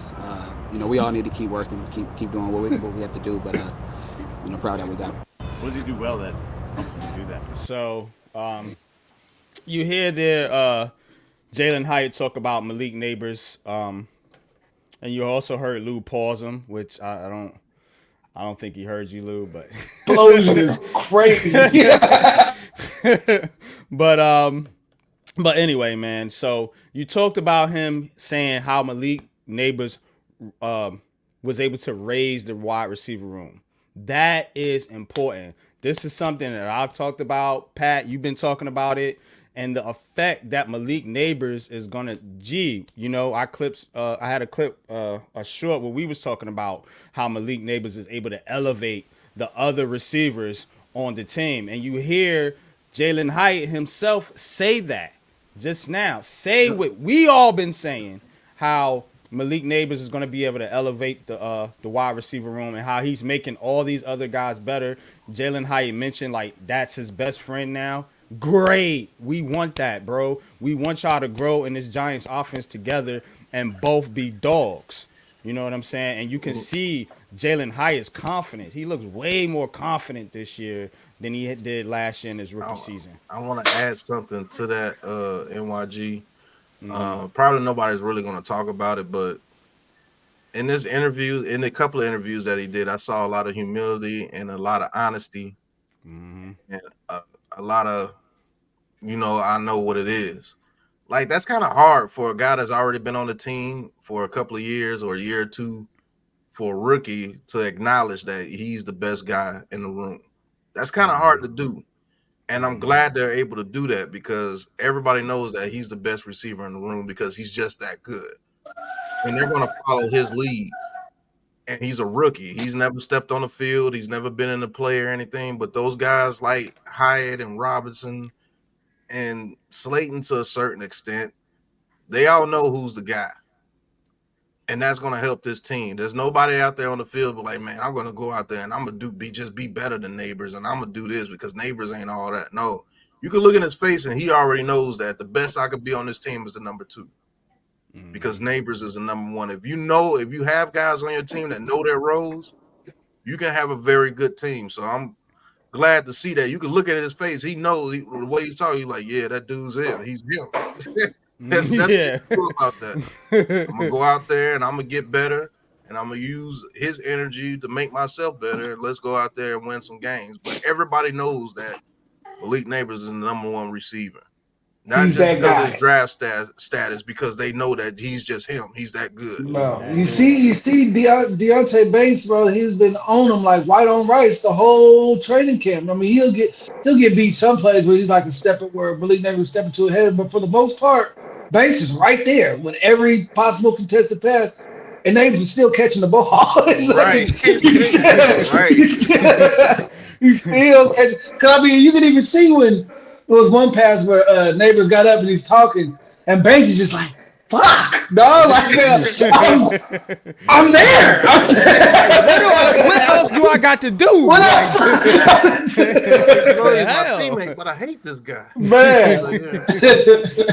But yeah, I'm just proud to see that out of Jalen Hyatt because I know deep within himself he knows that he can be a number 1 receiver in this league if he gets everything and put it together. But he has enough humility within himself to know that he's just that dude. Yeah, don't beat off him.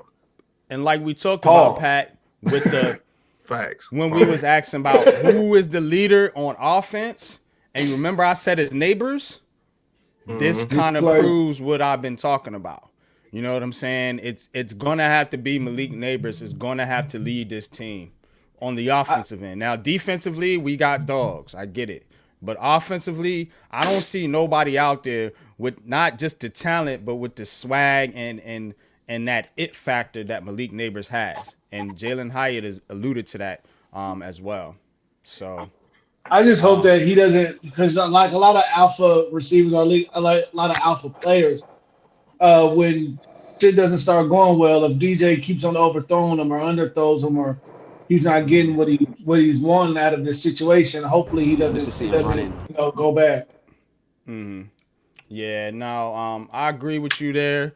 And that's what Dable and them kind of talked about in the Hard Knocks series, where they was like, look, we love that dog, you know what I'm saying? Just corral it a little bit, you know what I'm saying? Yeah. Just corral it a little bit. You don't want to alienate your teammates, you know what I'm saying? Yeah. So I think Neighbors gets it too. I think he gets it. You're gonna see some fire. You know, there might be some instances where, you might see him be a little demonstrative on the sideline, but I think he gets it though from a standpoint of like, look, I'm out here. I'm trying to. You see the relationship that he's building with Daniel Jones, and so I think they're gonna have a good relationship. I don't worry too much about that, and I think Daniel Jones can take it.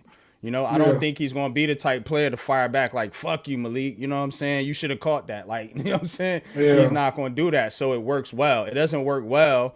Sometimes when you have shit. I wouldn't be mad if I heard DJ shut the fuck up one time, or you know what I'm saying? You don't want to arguing. You don't want No, but I'm saying, but I want to hear him like, stop bitching and catch the ball then. Yeah, something. Yeah, like do your part. Do your part, something. Because he just be sitting there with that dummy look on his face whenever he's getting yelled at. And they're like, fuck, bro. Yeah, we talked about that too with Daniel Jones, but again, it's some dudes just do it different, man. Eli Manning was one of those dudes too. That he just led in a different way. So Lead through your actions. let's speaking of Daniel Jones, let's listen to Hyatt here. And this is the last clip I'll play. Him talking about Daniel Jones and the confidence that Daniel Jones has this year. What have you seen from Daniel that strikes you? Confident. He looks confident.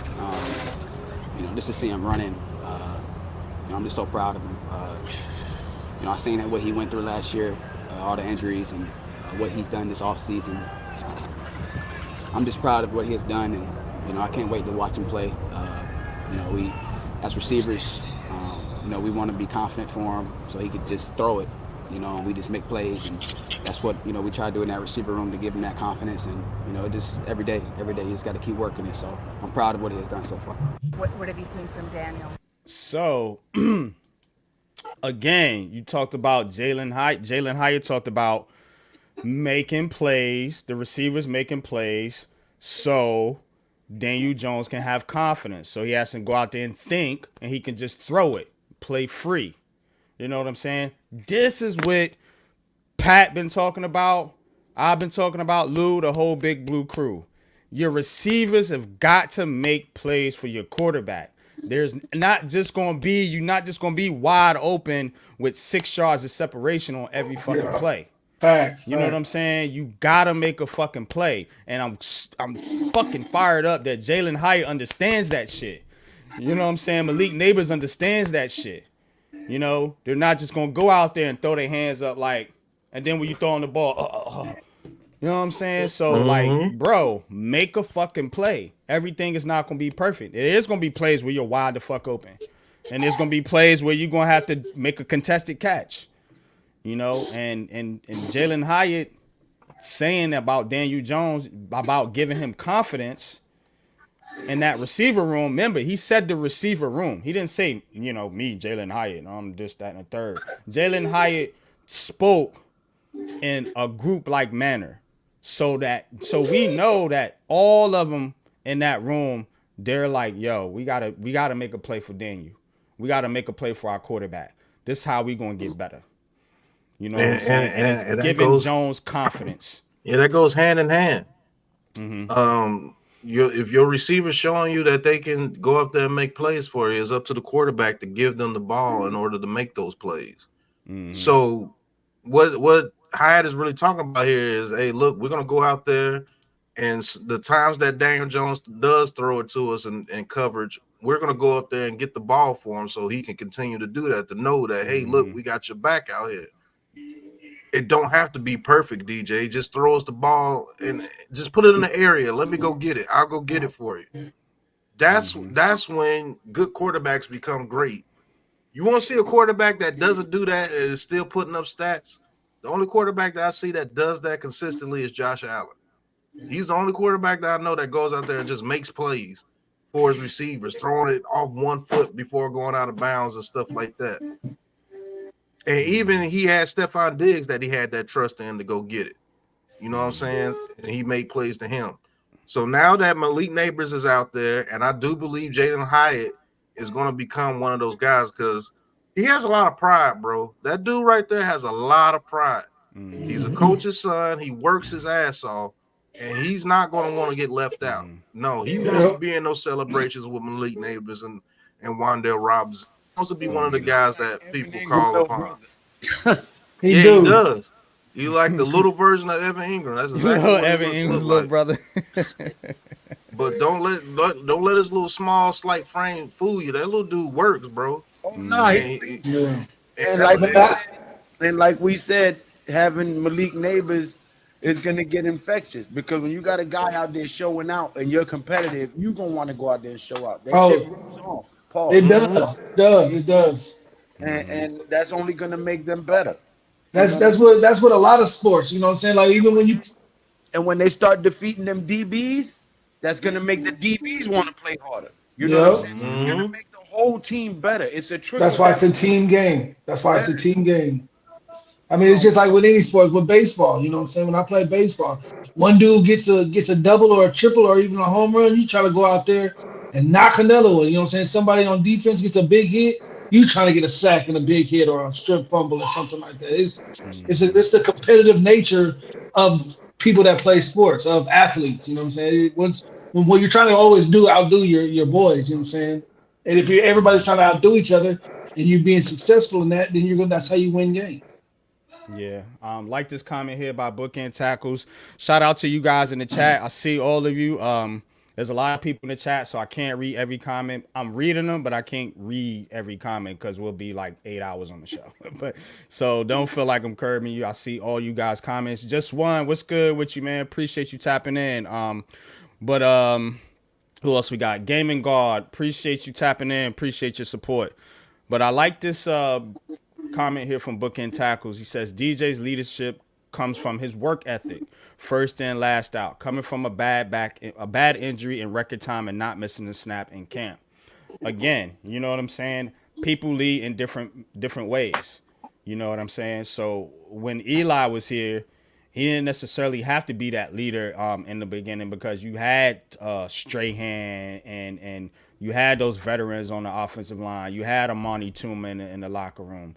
You know what I'm saying? You had when he first got here, Tiki Barber. So, you know, he didn't have to be that. When Daniel Jones got here, it was Daniel Jones.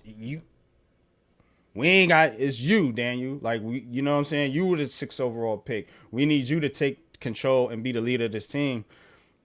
That's not the case. That's not who he is. He's more of a quiet, silent type of leader. And, you know, some guys, you know, feed off that and respect that. But you also need the fiery, you know, swag, get you hype type of leadership as well. Mm-hmm. And that's where Malik Neighbors is going to come into effect. It's not taking nothing away from Daniel Jones. He's just not that guy. And there's two things that I want to answer to before we get out the chat. To those next comment. He says, Pat, just to bring to your attention, you might not know, mate, if you've ever noticed, Moran Mara always surrounds himself with the Giants beat reporters who are on his payroll, and he's never faced any freelance reporters. I think he faces the same reporters as everybody with Mara. It's the thing that it's not too many people that's going to get access to the owner. To be honest with you. I think the most accessed owner is Jerry Jones. Is that's because he wants all that attention. But you'll rarely ever see John Mara come out and do interviews. You may do like 4 or 5 interviews throughout the year. You might get 4 or 5 clips of him in the damn games throughout the year. So that may be true. I don't know, Tudo. I'm not saying you're wrong, but I just think that only certain people have access to the owner. He's the owner for a reason. Yeah. So. And then Aquarius, Leviathan Prophecy, his next one. He said, this is not college defense. Neighbors is going against huge difference. Receiver is the easiest position to translate into the game, bro. You notice how many receivers come into the league in their first year? They're like, man, he's a top receiver. Because receiver is footwork. Receiver is you. It's like the only thing that stops a receiver is a quarterback that can't throw on the ball. That's it. Other than that, your route running, your speed, your acceleration, your quickness, that's you out there. You determine that. Just like an offensive lineman. You can be dominant from day one if your footwork and everything is correct when you first come out. Because that's a you on the other person battle. It's mano a mano out there. Some of the only positions that are mano a mano.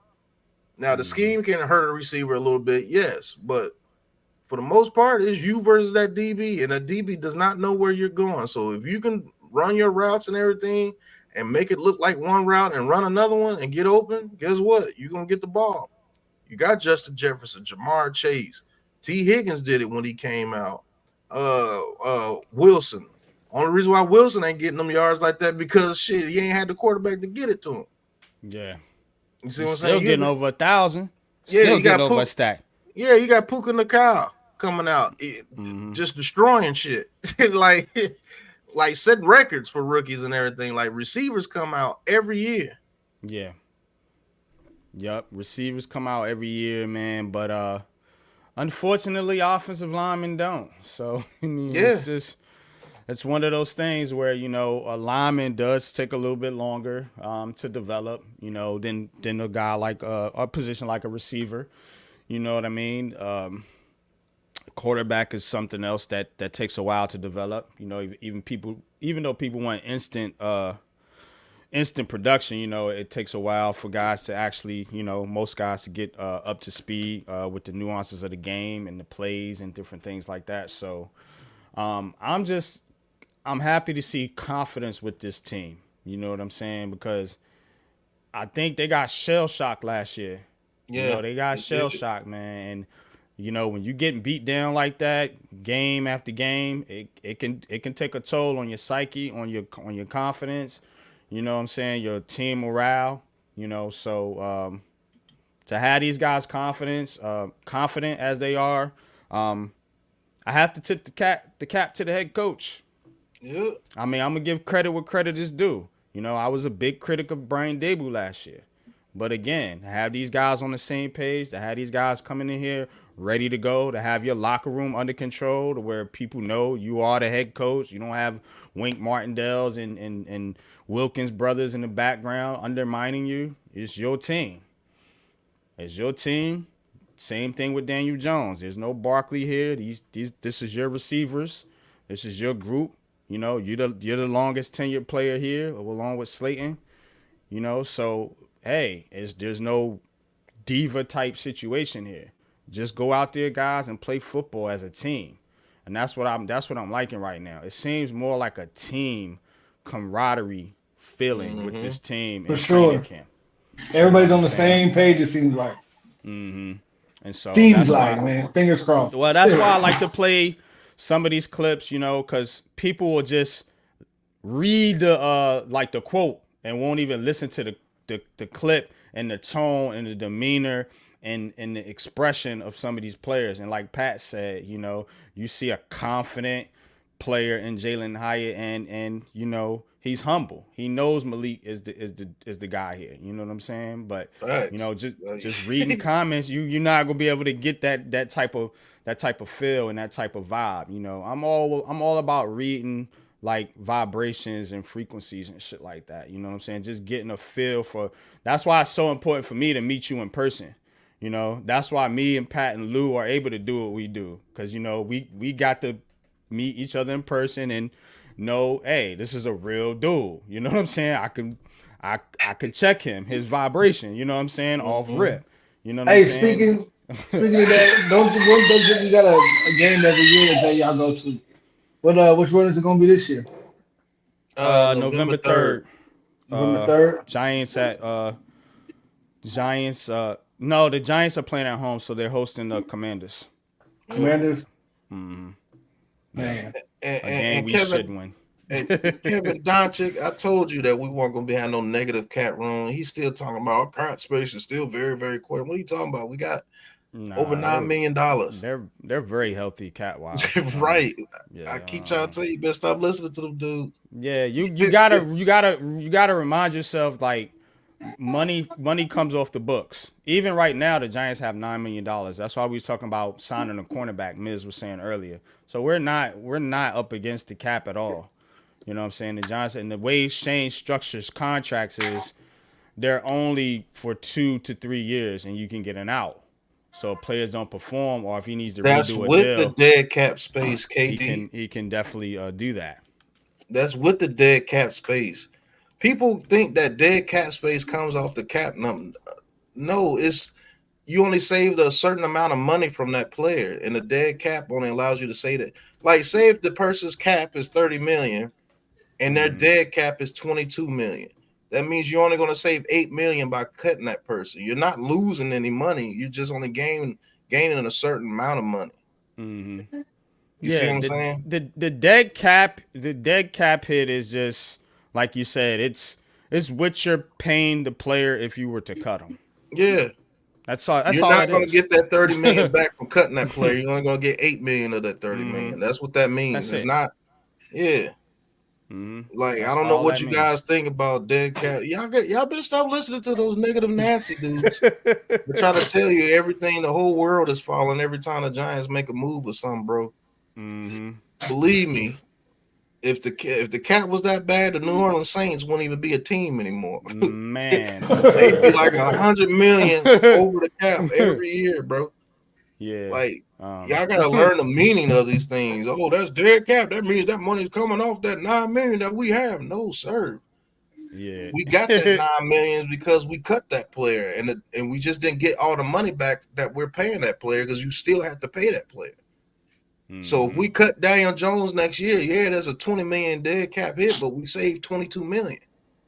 Yeah, the dead cap hit. I'm looking at it right now. The dead cap hit is $22 million. If you cut Daniel Jones next year, if you wait till 2026, it's only $11 million.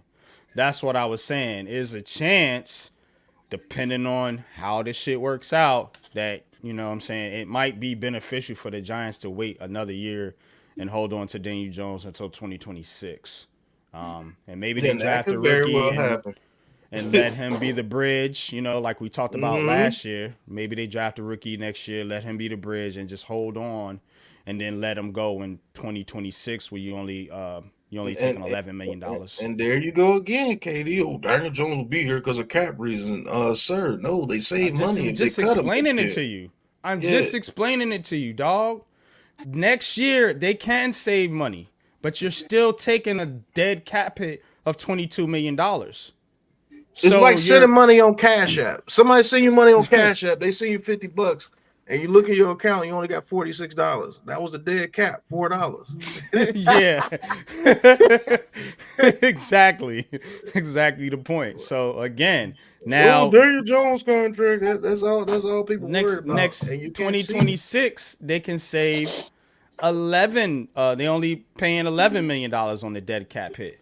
So you're gonna save about like 40 or 40 something million dollars. Yeah. Next year it'll only be 19 because the cap hit is 41 and the dead cap is 22. Yeah, let's just say the Giants have that $9 million going into next year and they cut Daniel Jones. That means the cap that they save from Daniel Jones, which would be $20 million, I believe, it will have $29 million. That's it. You're just not getting a huge refund. You're getting only half the money that you paid him back because you have to pay him for being here. You're not losing money by cutting players. Like, what do you gain money? It's just the amount of money that you gain from them. You lose when you cut players too early. Like this year, you would have lost because your cap hit would have been 69 million. I mean, your cap hit is 47 million. Your dead cap is 69 million. So you're paying $12 million to cut them. You're not saving anything. What's that Willy Wonka meme? You lose. Good day, sir. Yes. You want to look at it? You want to look at a quarterback contract? You want to look at a quarterback contract? Nothing, sir. Yeah. You want to look at a quarterback contract that a team can't get out of after a couple of years? That's Jalen Hurts' contract. Ooh, it's nasty. Oh, and Pat, I'm willing to bet Joe Schoen is going to restructure Daniel Jones' contract. Yeah, because he's going to throw 42 touchdowns and run for 8. And they're going to restructure him and make him a top 2 quarterback. That's why he's going to get his contract restructured. Yeah, man. But that's it though. That's it, man. That's what we're talking about here. You know, you can cut Daniel Jones, but the savings is not going to be some astronomical savings. You're going to save about half. Yeah, you're going to save about half. But if you cut him in 2026, you save a lot more. Yeah, I'm done with it. Oh, we already restructured Dexter's contract. Look at that. What does that mean, sir? They restructured Dexter's contract because he set the contract good enough to where he could restructure and still be good. Just in case they wanted to get some extra money to sign somebody. Look at the whole, do some research. That's what I want to say. Do some damn research. I'm done with it. If you're not doing research, stop talking about the cap. Because you have to do research. So right now, without any cuts, any restructures, or anything, just per spot track, the Giants have $34.4 million in cap space next year. That's 15th. So they're good. They're good. And that, like I said, that's without cuts, restructures, and, different things like that. So You think Graham Gano's gonna make $8 million next year in his contract? No. Yeah, you know what I'm saying? You got good no. Yeah, right. Better Gano that he's not gonna get that. Yeah, you got not Nunez, Roches, and some of these other cats, on 1 year on deals that can be cut. So again, the top players right now are Jones, Burns, Dex, and Andrew Thomas. You know why they restructured Dex's contract, sir? To pay Brian Burns. To bring in a guy that's gonna make damn near $30 million. Do your research, sir. And I bet you if they restructure Daniel Jones's contract, it's gonna be to bring in an offensive player. Yeah, that's how Joe Schoen works. That's how the cap works, sir. Mm-hmm. Yep. The salary cap is massive. Yeah. Saints and Eagles. Exactly, man. Exactly. D-Dan says, I'm thinking Malik 1,000 yards, Wan'Dale 700, Hyatt 500 to 600. Yeah, I mean that's easy. That's easy. I think Wan'Dale's gonna get a lot of catches. He might be over 100 catches, but I think the yardage is gonna go to Neighbors and guys like Hyatt and Slayton. Don't forget about Slayton, man. I know y'all people are down on Slayton and excited about Hyatt, and I am too. You know what I'm saying? Don't think that I'm like, trying to push Hyatt to the side. I'm just saying hold on, man. You dudes are crazy. So why did we get rid of Leonard Williams? It wasn't because of cap reasons, sir. Leonard Williams wanted to get the hell out of here. He's older. Yeah. They actually went to Leonard Williams and say, hey, do you want to go play for a contender? And they got rid of him because the Seahawks gave him a second-round pick. Mm-hmm. That wasn't because of cap reasons, sir. That was mid-season. Mm-hmm. What are we talking about here? Says I think Malik's gonna eat off them slot fades. Yeah, what is it about him being in a slot? He's always been a mismatch. Good comment, franchise, because I think they are going to put him in the slot. I think they are going to put him outside. I think they are going to put him everywhere. And yeah, he's going to be a matchup nightmare for whoever's out there on the field. Bro, they just gonna be able to move him to the weakest point. Like it's gonna motion him to the weakest point.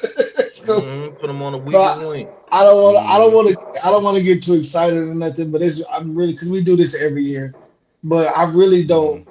I don't see, because last year it was like, who's gonna guard Waller and Saquon, and you know what I'm saying. But now it's like, really though, you got a healthy Wan'Dale. He was already giving motherfuckers headaches. You got Jalen Hyatt coming to his second year. At the very least, he's a burner over the top. Very least. And now you got this X factor with Neighbors that's just about to be able to zoom around everywhere. And then who knows if Theo Johnson, catches a couple first downs. That'll be enough. And you said how much cap room we had next year? Right now, before the cap goes up, like Jay Freeze mentioned in there, it might go up to 270 because right now you're at 238-ish. Right now we got 34 million. And so the cap goes up and the cap goes up to around like 270, which is predicted. That's like another 20-something million, right? Because you said it's at 238. 238. So that's 30. That's 32 million. 32 million. Yeah. So we might have 64 million. 64 million in cap space before we had to do anything. So imagine if Daniel Jones doesn't play well, we get another 20 million right there. We almost like the Bears at 100 million. What are you dudes talking about? Like, what are you dudes talking about, bro? Stop listening to Online Tim, Big Blue, and all those dudes. They're telling you this because they're bitter because they want the Giants to be back so DJ can leave. And so they create problems that are not even there. That's crazy. False narratives. False narratives is what it is. The Giants are fake news. One of the fake news. Go ahead, Jay. Right. No, my bad. I was just making a joke. I just said fake news. Fake news. Yeah. No, it's Joe Schoen, part of the reason why he was brought in here was to get the cap right. Now, we talking about John Mara and different. What do you think one of John Mara's concerns is? The fucking money. So, they're going to make sure that this cap shit is correct. And that was one of the things he was talking about paying. See, this is why I lose my fucking mind. Hold up real quick.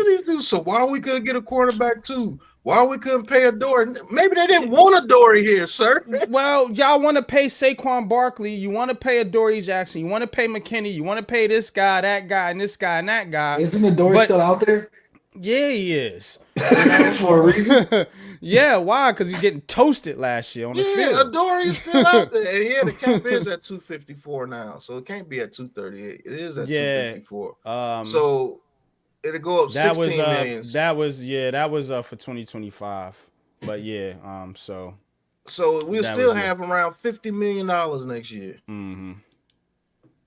While we could pay a Dory, what cornerback two out there that you want? Xavier Howard has his issues going on with something serious. Gilmore wants to play with a contender. What cornerback two is out there that you want them to get? Yeah, but again, we want to pay all these players, but we want to complain about cap. Yeah, that's cap, pun intended.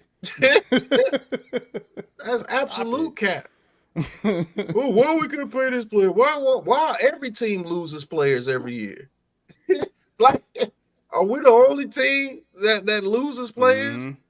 Yeah, Adoree Right, Jackson. Ghost. If they wanted Adoree Jackson will be here. That's a fact. They wanted to see what the youth movement has. They want to see what Cordell Flott has. Like, you complain about these players, and then you complain about the Giants not re-signing these same players that you complain about. That's what's crazy. We lack depth on the team because our drafts have been trash. You don't get depth on your team through free agency. You get depth on your team by drafting very good. Our drafts have been trash way before Joe Schoen and Dabo got here. Yeah. The CB2 thing, I think, again, first of all, there's still players out there on the market. As we mentioned, you guys got to listen up a little bit. As we mentioned earlier, Miz actually mentioned it, we think they do need a veteran cornerback. But you're not going to get one at 15, 16, 17, $18 million a year. You're going to have to get a veteran for like the veteran minimum. That's what the Giants are looking for. Now, it don't have to be a name, because a name is just a name. I seen guys like Fabian Moreau come in here and play solid. What's the other cat? The Williams cat they bought in here a couple years ago that came off the scrap heap and played solid. Thanks. You know what I'm saying? Nick McLeod has been solid. So it's not necessarily, it doesn't have to be this big outrageous name. You got to remember, we have one of the best defensive back coaches in the league, and Jerome Henderson. And so if they have talent, he will bring it out. He's going to make this secondary. They're going to put the guys out there on the field that they're going to get the job done. That's why they benched goddamn Trey Hawkins last year. They're not going to trot guys out there that's going to be getting burnt toast all game long every day, unless they just don't have no other option. So they're going to play the best guys. I have confidence in that, and I have confidence in our defensive backs coach to get the most out of said players. So we don't have to necessarily bring in a Gilmore or a Adoree Jackson. And another thing you guys have got to understand with veterans, when veterans come to a team and the team isn't necessarily doing good and they've already made their money and established their career, they sort of check out. And that's what you're seeing out of Adoree Jackson. That's why he pissed me off. And I really don't want him back on his team, unless it's absolutely necessary. He checked the fuck out so many games. Like, bro, we're watching the games and I'm seeing dude just like check out. Just let the motherfucker go by him. Like, you're better than that, bro. But again, when you're a veteran, you didn't made your money. The team's not winning, so you're not necessarily interested or focused. Yeah, shit like that happens. With young players, they got something to prove. So and then one thing, you got it backwards. You got it backwards, Doncic. If we had the money, shouldn't the roster be filled with talent? most rosters that are filled with talent throughout the whole roster normally don't have a lot of cap at the end of the season because they got to pay people, sir. Not only that, they've been losing a lot to get a lot of talent and bunch of first round picks. Look at the Cleveland Browns. Look at the Bears. They consistently have almost $100 million per year because they didn't have any talent. Now you're gonna see them only having like 20-something million per year because they got the talent on the team now. Yeah.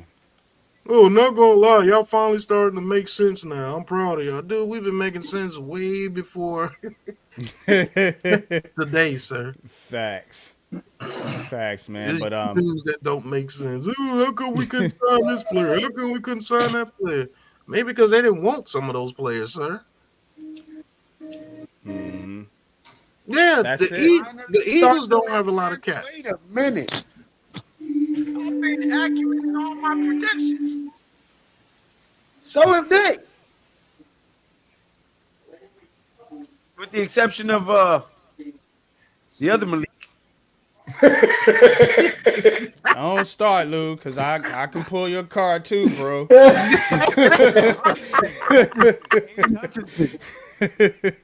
Exactly. You know I was gonna go there. We all got our one. I had Evan Neal. You had Malik. You had who'd you have, Lou? Hutchinson, Angel Hutchinson. Pat, what about you? Man, I've had a couple. Bellinger right now is looking real Evan scared Neal. about Bellinger right now. Evan Neal, yeah. I had my things about Evan Neal. Players fuck up too. Everybody messes up. Right. We didn't have better talent. We didn't say we was 100%. We're just we're batting about 90, 95-ish.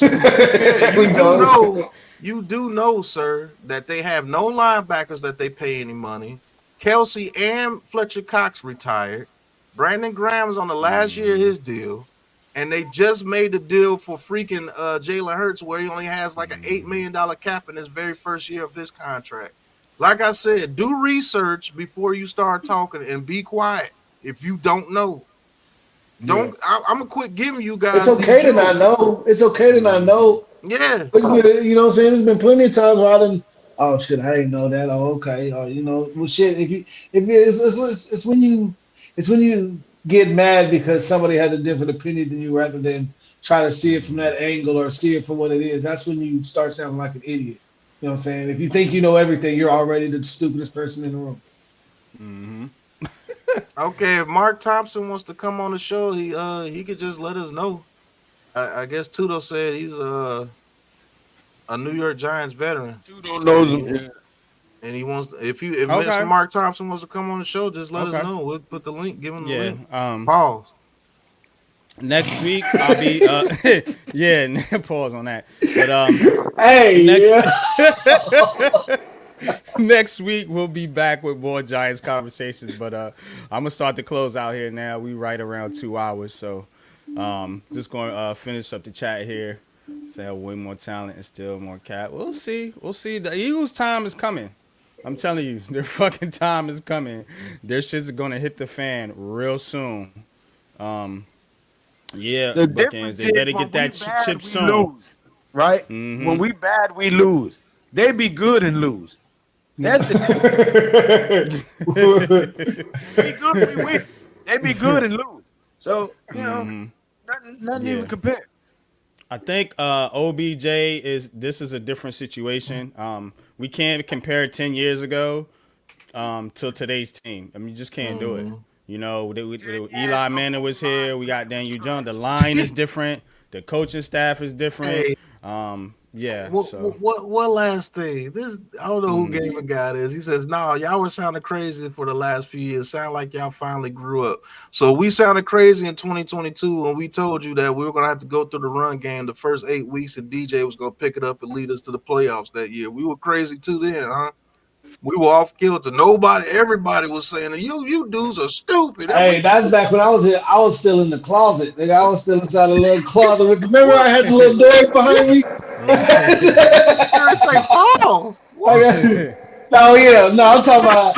I was in an actual closet, like I was in my apartment. Motherfucker. I moved up a little bit. I did. But yeah, That's crazy. everybody That's calls crazy. Yeah, man. By the way, like, by the way, what? Come Replay. on. This is what you said right here at 5.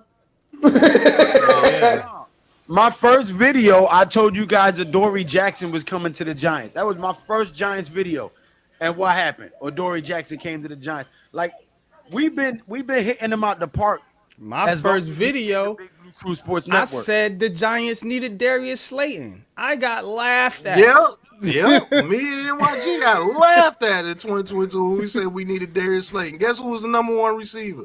Darius Slayton. Guess who was the number 1 receiver last year? Darius Slayton. I wasn't even making videos back then. I was still just watching. Mark Thompson, follow us on Twitter. Yep. That way we can send you the link next Sunday when he goes live, okay? So Unpopular Opinion Sports on Twitter, G Nation Inside Sports on Twitter, Big Pat Sports Talk on Twitter. J-Lay, you got a Twitter? Nah. Okay. Coach Ed on Twitter. Coach Ed. I got an Instagram. It's the largest dating app in the world, man. You married. I got an Instagram. J Lathan Comedy. J Lathan Comedy on Instagram. All right, that's business then. All right, that's cool. And listen to how negative these dudes are. Everybody talks about the 7-2 start, but not the 2-5-1 finish. We won a playoff game that year too, sir. And everybody talks about, hey, that don't count for DJ because we played the Vikings. But if we talking why about does it even matter? If we talking about the 7-2 start, why y'all laughing at us? Because y'all was talking about we wasn't gonna make the playoffs. You guys were even saying we weren't gonna get 7 wins, right? Right. I predicted, man, and real quick, I predicted, and shout out to Lou, 11-6. That's the Big Blue Crew prediction. But when I did my breakdown for the season that year, guess how many wins I had the Giants? 9 wins. Sure did. Yeah, I don't want to know. That's a fucking fact, and that's on video. I can pull it up for you. So that's don't act like we knew it. This shit, bro. Like I'm tapped in. We all are. You know, you think we a joke, but we tapped in for real. Yeah, broken clock is right twice a day. Well, our I'm clock the one with be the broken jokes. all the time. Right. I'm the only motherfucker that jokes around.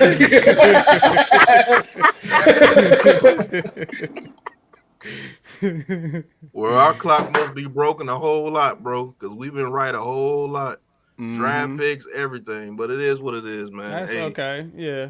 Thank you. We appreciate you following and listening to the show. Sure do. And we're gonna wrap this thing up, man. Appreciate you, Mark Thompson. Like I said, get in touch with us on Twitter, and we'll be glad to have you up on the panel to talk some Giants. Yeah, Ghost. That is wild. That was wild. Replay that. Yep. Replay that. Yeah, we should be the Simpsons. We are fucking predicting shit like the Simpsons. Right. Thanks. All right, man. Let's close out here. We're gonna go around the room. Tell the people where they can find you at. Tell the people what you got going on this upcoming week. Lou, start with you. Oh, you gonna pick when my son in here with the iPad playing Baby I don't Jingle. know, cause you was like looking at the camera like you wanted to say something. So go ahead, let my man talk. If y'all can hear his baby music or not, that's what I was doing. But going ham. Hey, you know Jay Lay got an old soul. This man walking around the house in slacks and chains. In church shoes. Hey man, I just got out of church, man. Hey man, I'm trying to look good for the Lord. You know what I'm saying? I came home and said, trying to holler at y'all. That man is a pimp. Cornbread. If you knew who my daddy was, man, if you knew who my daddy was, an actual but so I mean, hey, every time when I go back home, they be like, "You Uncle Philip's son." My daddy name was Philip. His nickname was Caviar because he was small, black, and expensive. I swear to God, that was his name, Caviar. Caviar. He was small, black, and expensive. Oh man. Something else, Oh man. shit, Cause man. it's in me. It ain't on me. I didn't even try to do this. I just woke up. I just got dressed, man. Went to church. That's it. Now I'm pimping. Now I'm. You know that dude got a switchblade in his pocket. Yo, word, bro. I got a razor blade in my mouth. Says you know he got a switchblade in his pocket. Oh man. Man, but yeah, y'all go ahead, man. Tell her where they can find you at. We're gonna close out. Let me quit clowning around, man. I'm at Jay Lathan. I'm at Jay Lathan Comedy on Instagram. You know what I'm saying? Go follow me there. We got little jokes coming to you soon. Got jokes and jokes and jokes and Catch jokes. me And... tonight. Whole lot of funnies. Sports on YouTube, G Nation Inside Sports on all platforms, man. Tap in tonight at 10 o'clock for Sunday Night Football Talk with the Big Blue Crew Sports Network on G Nation Inside Sports. Catch me Saturday nights on Leather to the Face, where last night I went 15-0 with another accurate prediction of who would win the fight, Terrence Crawford. So now 15-0 with the fight predictions, man. Tap in for Leather to the Face. Thursday, we got the Big Blue Lounge. Wednesday, we got the True Big Blue Podcast with Big Pat Sports Talking myself and Unpopular Opinion Sports. Tuesday, we got Heart of the City with Coach Ed Gladney, Unpopular Opinion Sports, and a plethora of Big Blue Crew Sports Network members. Alex usually hits you with the baseball and basketball content on Friday night. Throughout the week. And I think it's throughout the week. Yeah, it's throughout the week. But you'll see. Alex is at training camp, so Alex is at training camp. that's why I've been tapping into his content. Big Blue in the Bronx, Coach Ed Gladney's Amazing World of Sports, Man Cave, Rodney Big Blue Corner, Miz in the Midday, Mac the Giants fan. Go ahead and subscribe to all of these guys, man, for the Big Blue Crew Sports Network. And until then, y'all already know what it is with me, man. Appreciate you, man. Appreciate you, Pat. What you got going on this week, man? Tell the people where they can find you at. Oh man, you know I do New York Giants full access videos just about every day. And just like everywhere Lou just said, that's where more than likely I'll be at. I mean, we're a close-knit group, man. We're actual network, the Big Blue Crew Sports Network. That's what we are, and that's what we do. And yeah, just like our gaming guy just asked, are we all in New Jersey and New York? That's how cool it is when you come to the show. Everywhere. Yeah, we're everywhere, all around. So it is what it is, man. That's how cool we are. We just got that chemistry, man. Pause. Everybody think that we're next door to each other, but it's not that. It's not the case. Yep. But you can catch us anywhere on the Big Blue Crew Sports Network, bro. Absolutely. Appreciate you, Chevelle Hamilton. Respectfully, get them likes up. That's right. Hit that like button, man. For myself, for Big Pat Sports Talk, G Nation Inside Sports, Jay Lay, the G Way with Jay Lay, man. I'm gonna need some comedy from you, Jay. Yeah, man. I'm going Monday. Look, I had peak season at work, you know what I'm saying? I went through peak season, made my little coins, you know what I'm saying, the last week and all that. So now we slowing back down. So now I'm going back to my open mic stuff. I'm gonna drop something for y'all. Actually on Monday, I'm going to do some stand-up. So I'll be doing that. I'll be at the Cookie Jar on 24th. Cookie Jar. That sounds like a spot. Yeah, like boom, boom, boom. The show is called the Cookie Jar, ran by Miss Cookie. But the place is the Secret Group. I gotta go to that show. The venue is the Secret Group on 24th and Polk Street, downtown Houston, Texas. So come out there and get you some drinks and have you some funnies. Absolutely, man. We definitely appreciate y'all, man. No, I did not pick Cruz to win. I didn't give a fight prediction on the Cruz fight because I didn't know enough about the Jose Rayo kid. He just came from Mexico, so there's not a lot of information on him. So, what happened with Crawford last night? I fell asleep. Crawford won. Of course, but did he beat the shit out of him, or was like? Hey, I mean, he won 8-4. It was 116 to 112. Okay. And then 115 to 113 by the other two judges. So it was a unanimous decision. Yeah. I fell asleep. I'm getting old. I was fighting at 154 at a heavyweight class. The guy was game. He was a good boxer. He was just slower than Crawford. And added him up. Yeah. Slanted one way, but true boxing prevailed. Yeah. But yeah, I didn't give a prediction on the Cruz fight because I I didn't know saw about Ryo Kid, but I was upset that he lost. That was I saw Pitbull lost the Pitbull and then that dude Venezuela or Ryo Valenzuela. Yeah. yeah, Venezuela took his belt from you. I seen after I seen that, I went and got me a drink and lay back down and was I was Yeah, gone. I was gone. yeah, but definitely, man. But we gonna get out of here, man. Tuesday night, 8:30 p.m. You already know what it is. Heart of the City. Friday, Blacktop Podcast. 7:30, 8ish. Whatever time I get off work and get situated. And then Sunday, of course, back here at Giants Conversations. And I am everywhere the Big Blue Crew is. You know what I'm saying? Coach Ed, Reed and Attack. Big Pat with the True Blue podcast, Big Blue Crew Lounge with Lou, Leather to the Face, and many more shows to come, many more ventures, man, that we're gonna be getting into, man. But you could always find your Giants content right here, Sunday morning, New York Giants Conversation, man. Definitely appreciate y'all. Appreciate each and every one of y'all in the chat. And you already know what it is. Like we always like to say, we're going to get up out of here, man, with them dubs, them deuces. Peace. Holla at your boy. Peace.